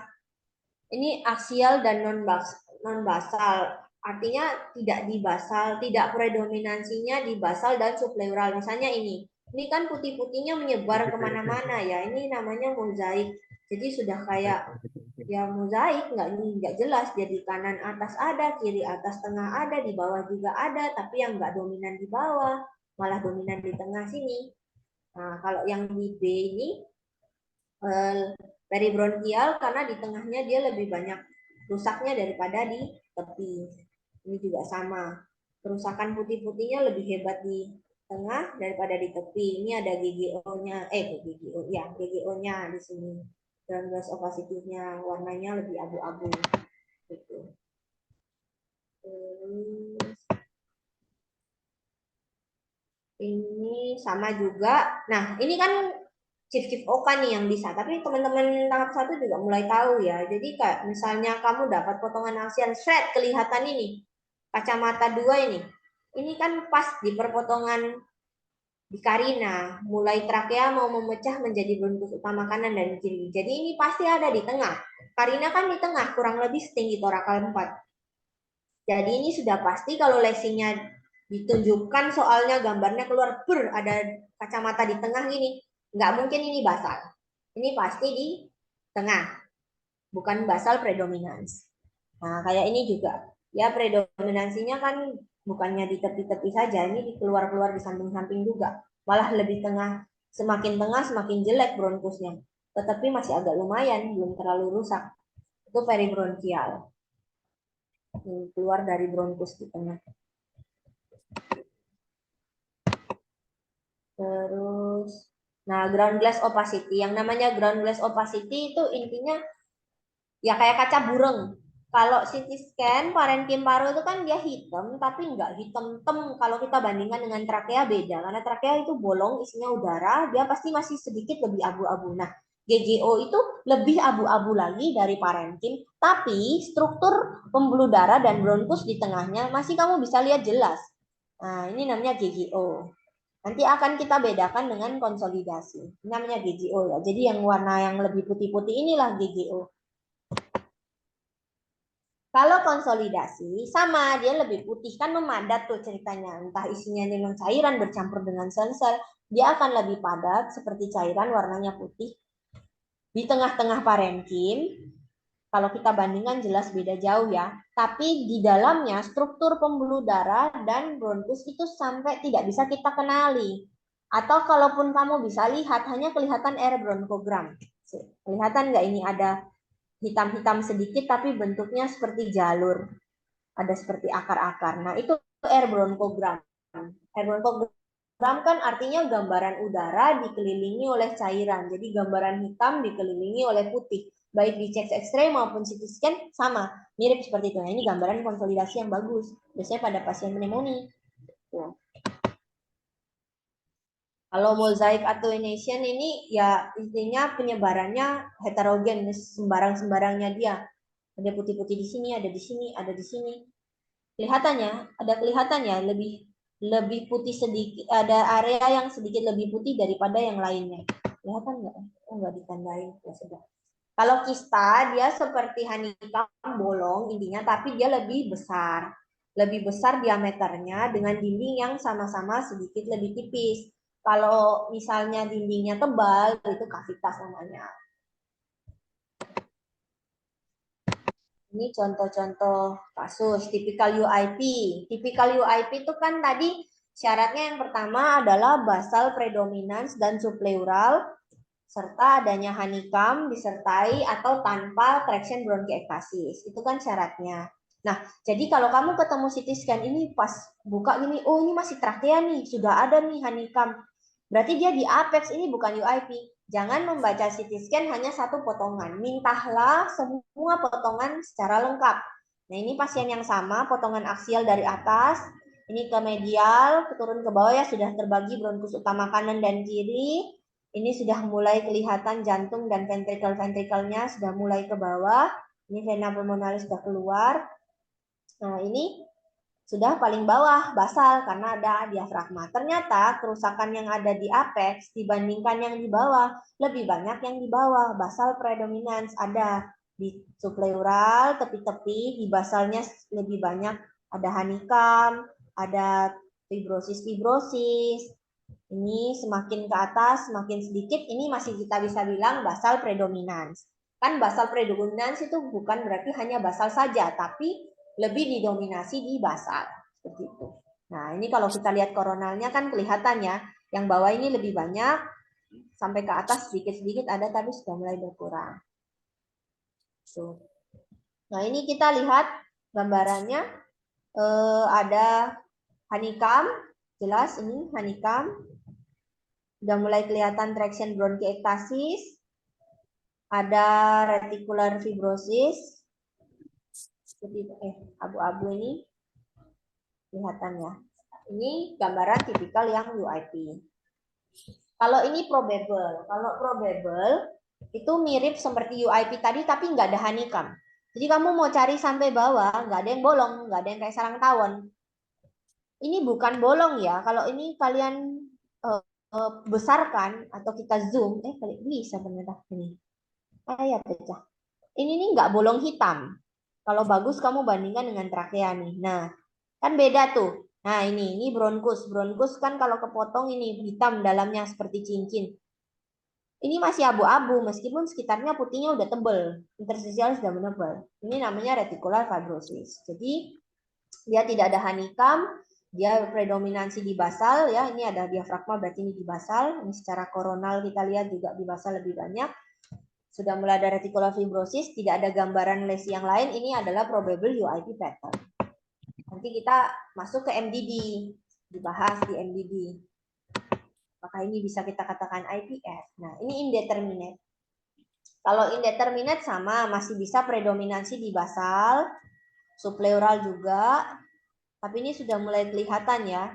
Bronkus-bronkusnya sudah pada melebar-melebar dari peribronkial. Ini sampai apex, sampai atas kerusakannya hampir sama. Ini kalau kita lihat di corona lebih jelas, kerusakannya meluas. Traction bronkiektasisnya ada, ini bronkusnya melebar, ini kelihatan, oh ini bagus. Ini panjang sampai tepi ada traction bronkiektasis, tapi tidak ada honeycomb. Siapa itu? Sorry. Mama mana? Oh, sayang. Nah, Mama me, mama me. Julius. lagi jualan. Dasar. Ya udah, reticular abnormality, ada traction, honeycomb, basal predominance, peribronchial extension, lalalala. Ah, ini ada ke arah peribronchial juga, mulai banyak di tengah-tengah, makanya dia masuknya ke indeterminate. Bedanya dengan probable tadi, kalau probable dia itu dekat-dekat bronkusnya masih normal-normal saja, masih bagus, kerusakannya lebih di tepi. Itu masih kita bilang probable, meskipun dia tidak sama-sama tidak punya honeycomb. Tapi kalau yang ini sudah sampai dekat-dekat bronkus ikut-ikut rusak, ikut-ikut banyak fibrosis, ini masuk ke indeterminate. Nanti dibaca di tabelnya ada kelihatan. Nah, kalau alternatif diagnosis ya sudah berantakan. Apexnya rusak, basalnya nggak seberapa. Nah, misalnya predominansinya di atas. Lebih dekat-dekat sentral yang banyak rusak daripada yang tepi. Ada ini penebalan pleura. Apalagi kalau sampai ada efusi pleura, wis itu nggak masuk lah, sudah masuk alternatif diagnosis. Jadi sebenarnya kalau kamu bisa baca yang UIP, tahu hafal, sisanya ya sudah kamu bisa menyingkirkan. Kalau sudah nggak masuk itu sama sekali ya sudah alternatif diagnosis. Gitu. Nah, yang paling sering adalah NSIP. NSIP ini yang paling sering di DD dengan IPF. Yang khas dari NSIP adalah ini, subpleural sparing. Kalau kamu bisa dapat subpleural sparing, udah nggak usah baca yang lain, langsung bisa bilang itu NSIP. Dia ada GGO bisa, ada retikulasi bisa, ada traction bronchiectasis bisa, kan mirip semua ya. Tapi dia ada subpleural sparing. Lah.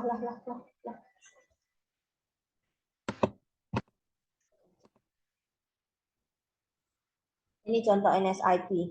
Ini ya kelihatannya daerah subpleuralnya kan nggak seputih yang lain, malah sedikit lebih hitam. Ini bagian apexnya nggak terlalu rusak, dia masih basal predominan. Ini lebih ke arah GGO daripada retikular fibrosis. Honeycombnya nggak ada, subpleuralnya sparing, ini GGO, ini ke arah NSIP. Ini juga contoh NSIP.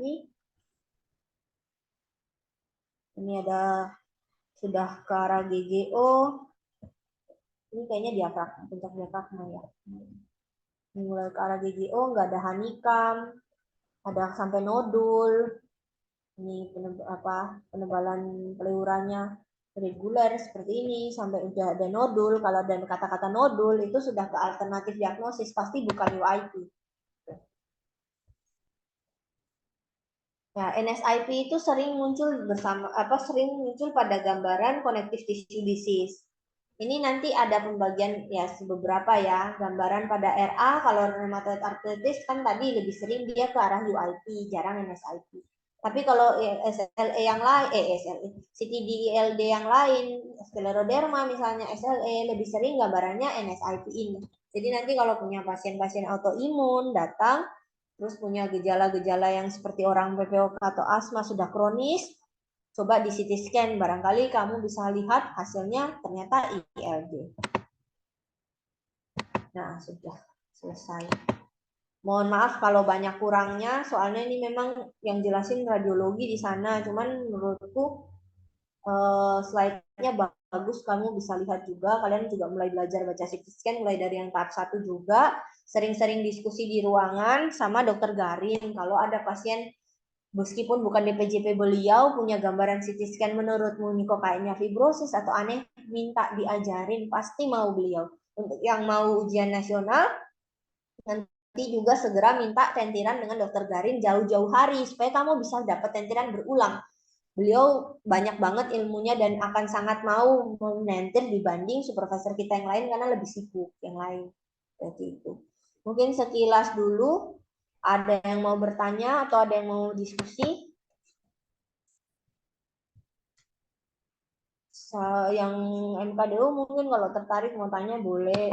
Di sini disclaimer sekali lagi, aku juga bukan yang ahli soal ILD, juga bukan yang terbaik saat ujian tentang ILD juga aku zong banget. Cuman menurutku slide ini bagus, pengen ajak kalian juga tahu apa yang aku dapat waktu di Malang itu kalian juga harus dapat gitu loh, bagus soalnya. Monggo kalau ada yang mau bertanya. Apa aja lah, boleh deh. Mantap. Anjay. Lumayan. Lumayan ngerti lah. Kemarin aku juga udah baca, cuma nggak paham juga nih apa ini. Lumayan ini apa ini. Lumayan banget, jauh sekali. Lebih ngerti lah.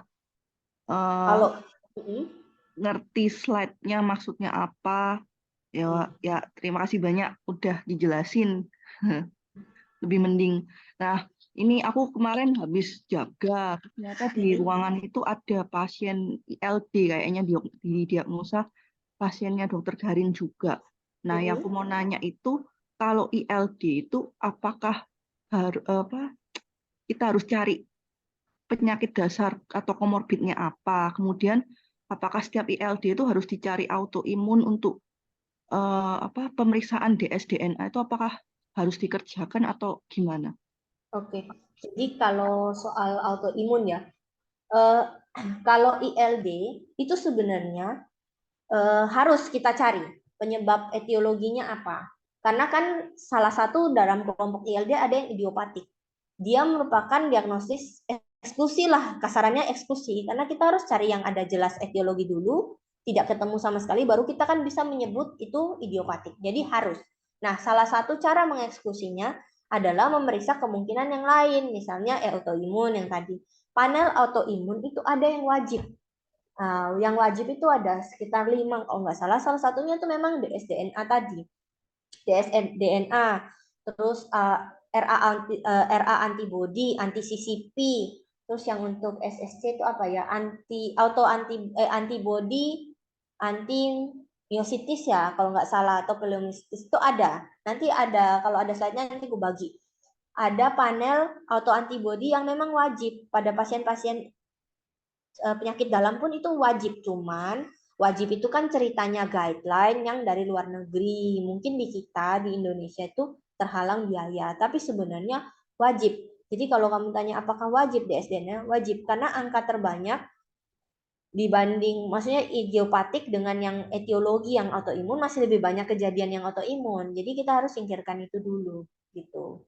Tapi juga kamu cari yang lain, TB misalnya. Kalau pada ini sama kayak mengarah ke jawab uji nas ya. Saya kamu dapat pasien gitu. Nanti kan kita anamnesis. Ya oke, dapat kronik dyspnu, ada kronik apa namanya? Cough, ada tanpa dahak.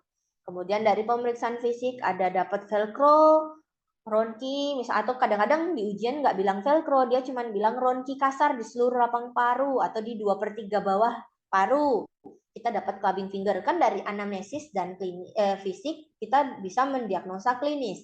Diagnosa klinis itu salah satu DD kita kan ILD, misalnya kita mau DD ILD. Kalau secara klinis saja DD ILD itu bisa PPOK, bisa TB paru, bisa ada keganasan misalnya, bisa kronik bronkitis, itu masih bisa. Kalau kamu sudah punya arahan ke sana, kamu akan melakukan pemeriksaan sesuai DD-mu. Kalau DD-mu ada ke arah ILD, kamu minta HRCT. DD-mu ada TB, kamu mintalah dia sputum, TCM. Kalau DD-mu ada tentang kanker paru, dari HRCT kan bisa kelihatan. Kalau DD-mu adalah hipersensitif pneumonitis atau penyakit paru akibat kerja atau exposure ya pneumokoniosis misalnya, kamu mungkin perlu misalnya BAL, analisis selular BAL, atau kamu perlu analisis mineral, itu boleh. Jadi kamu periksa dulu eksklusi, baru terakhir bisa keluar kalau diagnosanya itu yang idiopatik gitu. Jadi kalau kayak pasien yang dokter Garin, pasti dokter Garin di ruangan akan minta eksklusi dulu yang lain, cari dulu yang lain. Salah satunya autoimun. Apalagi kalau pasiennya perempuan, usia parubaya, gejalanya nggak terlalu jelas-jelas amat gitu. Apalagi kalau sampai ada jelas kelihatan ya kayak rambut rontok, kemerahan di wajah, fotosensitivitas, sendi-sendi nyeri ya mungkin ada hubungan dengan CTD, harus diperiksa gitu. Nanti tak carikan ya yang slide yang apa panel autoantibody yang ini wajib. Oke, thank you. Ada lagi yang mau tanya kah? Ada lagi mau nanya? Ada yang masih bingung mungkin ya? Aku juga Iya, bingung ini kan soalnya baca berat materinya. Udah masuk mau Mbak Sisil. Julius mau bertanya itu? C mau nanya C. Iya, iya. Itu kalau efusi pleura berarti sudah anu ya bisa di exclude ya. Betul. Jadi kalau Soalnya ada ada efusi pleura, alternatif diagnosis itu. soalnya ada pasiennya Tata di ICU kemarin eh, nggak jelas TB itu sudah di Genexpert sudah di BAL juga Mm, negatif. mm, Dibaca sama radiologinya tuh TB mm, memang. mm. Tapi memang ada efusi pleuranya sih. Coba tak share kalau Heeh. misalnya share ininya boleh nggak, C? Boleh, boleh. Coba tak share sini ya. Iya, Ini ya. CT scan-nya sempat tak foto kemarin tak. Heeh. Itu nanti aku ada slide satu lagi nanti ku share, itu kayak kita hands on gitu. Itu kita kayak kuis pakai CT scan. Nah, itu ada satu gambar mirip kayak kasusnya Julius gini, itu sempat perdebatan dan antar antar oh, bukan bukan IPF ini, Bukan ya, C ya. Karena bukan. gambarannya Satu dia ada traction bronkiektasis. Ini heeh. ya. Nah, jelas. Dia lebih predominan dari sentral kan, tetapi kan ini ada kayak subpleural sparing kan. Iya. Nah, terus putih-putihnya lebih di tengah ini lebih kayak GGO di tengah, samping-samping ini lebih Heeh. hitam. Enggak. Kalau misalnya bilang UIP bukan. Ini pasti masuk alternatif diagnosis. Apalagi di sini ada penembalan pleura yang mungkin ini efusi ya. Jadi kalau Iya, dari yang awal, kanan.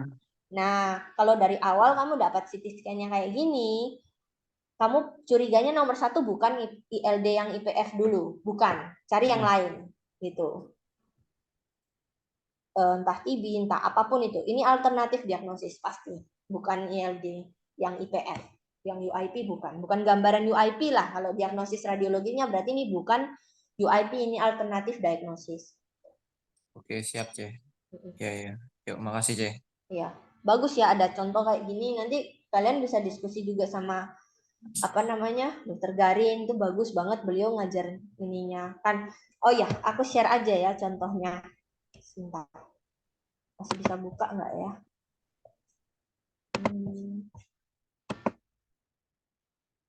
Bentar ya. Jadi waktu itu kasusnya itu dikasih gambaran khas IPF, terus ternyata ada aspergillomanya. Nah, terus kita ribut lah. Oh, ini berarti alternatif diagnosis karena ada gambaran di luar ini yang tadi kan, gambaran ini honeycomb di luar honeycomb apa? Tapi honeycombnya ada, traction bronchiectasis ada, predominan basal ada. Cuman dia ketambahan itu aja, jamur itu. Nah, kebetulan dosen yang hands on kan kita itu beda sama yang ngajar kuliah tadi, kuliah yang sempat aku tunjukin itu loh slide-nya.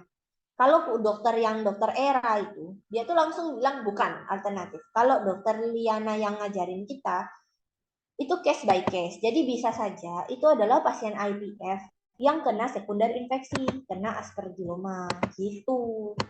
Jadi memang mau bilang bagusnya adalah kita punya baseline-nya. Tapi kan baseline-nya kamu di Indonesia nih mau dapet pasien baru batuk kering datang ke kamu kan nggak mungkin kan gitu. Ini aku kasih ini ya, kasih tunjuk ya, gambaran slide workshopnya, ada kuisnya. Ini dihafal dulu pokoknya tabelnya. Nih. Yang pertama chest X-ray, ini dikasih contoh di chest X-ray. Nah ini dari dua gambar ini mana yang curiga ILD? Kalau ini kan kita jelas bilang yang kiri dong. Orang dia ini retikular semua, udah kayak akar-akar, tepi-tepinya lebih putih daripada yang di tengah. Ini ILD. Kalau yang ini kan konsolidasi ya, kita bilang kapasitas homogen lah gitu. Bisa massa, bisa tumor, bisa infeksi segala macam. Oke, gampang. Lanjut. Nah, ini mana yang ILD? Kalau yang kiri ini kan dia lokasinya di apex, meskipun memang kesannya dia kayak berawan-awan gitu. Yang kanan ini dia dominansinya adalah di perifer subpleural. Jadi yang mencurigakan ILD adalah yang kanan, yang secara predominansi ada di basal dan subpleural. Yang kiri ini kalau kita dapat pasiennya, kemungkinan kita akan mendiagnosa dia adalah di paru. Tuh, ada gambaran fibroinfiltrat. Jadi ada akar, ada infiltrat awannya. Itu namanya fibroinfiltrat. Nah, ini yang mana yang ILD? Jelas mata ya, yang kiri akar-akarnya banyak. Yang kanan ini sudah ketutup semua, telektasis kah atau efusi kah atau masah kah? Kalau lihat trakeanya kedorong, kemudian ICS-nya melebar, berarti ini kemungkinan ada penambahan volume di sini. Bisa jadi ini suatu masa, bisa juga ini suatu konsolidasi, bisa. Nah, RCT UIP pattern adalah basal predominans. Nah, ini potongan aksial. Di mana lokasinya? Kalau yang paling kiri cuma satu lubang, ini adalah trakea. Pasti di atas. Trakea kan lokasinya di atas. Kalau ada yang jauh basal kayak gini, ditampar dulu bolak-balik biar sadar. Nah, kalau yang di tengah ini kan sudah ada bronkus utama kanan dan kiri. Bahkan ini sudah ada cabangnya lagi nih. Yang kiri, ini mungkin sudah ke arah. Kalau ke anterior, ini mungkin ke ini pasti di medial. Sudah ada kacamata yang jaraknya agak lebih jauh. Kalau lubang di tengah ini jangan bingung ya, lubang di tengah ini esofagus. Jangan lupa kalau lubang di mediastinum tuh ada esofagus juga selain trakea. Nanti dikira ini kok ini ada apa? Kelainan ini dok gitu. Ada bronkusnya cabang lagi tengah. Citak ini nyata ini. Itu esofagus, ini juga esofagus, tapi ini sudah jelas ada diafragma, pasti ini yang basal, yang paling kanan yang basal. Nah, ini kita tebak-tebak lokasi lesi. Yang mana yang subleural, yang mana peribronchial, mana difus. Yang pertama yang ini kan kita lihat lokasi lesinya sudah acak adut, tengah ada, tepi ada, ini yang difus. Kalau yang ini dia lebih kayak kayak sayap ya. Orang bilang kayak batwing appearance, dia lebih banyak di tengah, ini peribronchial. Kalau yang ini gampang ya, di tepi-tepi, ini subleural. Tadi kan mau cari yang gambaran itu, ada nggak ya? Ini reticular fibrosis. Yang mana yang reticular fibrosis? Yang ini ya, yang kanan. Dia seperti jaring-jaring, kalau ini konsolidasi, karena ada air bronchogram. Ada lagi ya. Reticular fibrosis sudah ya, itu nodul tadi yang di bawah. Ini reticular fibrosis, ini honeycombing. Ini honeycombing, reticular fibrosisnya yang ini. Sedikit-sedikit yang belum sampai bolong. Mana yang belum sampai bolong? Ini nggak kelihatan reticular fibrosisnya. Nah, kelihatan. Ini bisa. Sebentar. Mana ya? Ini honeycombing di basal. Honeycombing. Mana ya?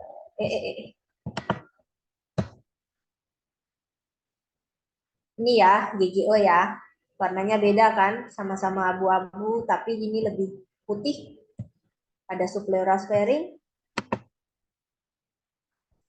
Masih dominan, ini putih banget. Ini bisa konsolidasi karena struktur pembuluh darah dan bronkusnya sudah hilang di tengahnya, nggak bisa kelihatan. Yuk, kita akan sudah tebak-tebakannya nanti dulu. Aku mau tunjukin mana ya. Ini ada jawabannya kok. Nanti kalian bisa belajar sendiri di rumah.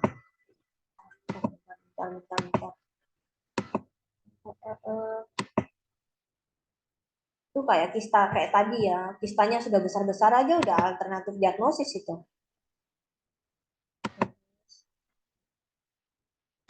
Aspergilloma ya.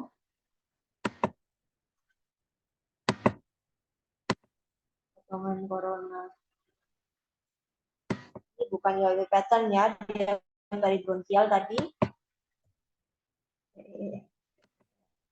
Ini scleroderma, ILD pada scleroderma, lihatin ini. Ada aspergilloma kan, ada fungus bolnya. Tapi kalau kamu lihat yang lain, dia basal predominans. Terus sudah ada, ini kan atasnya bagus nih.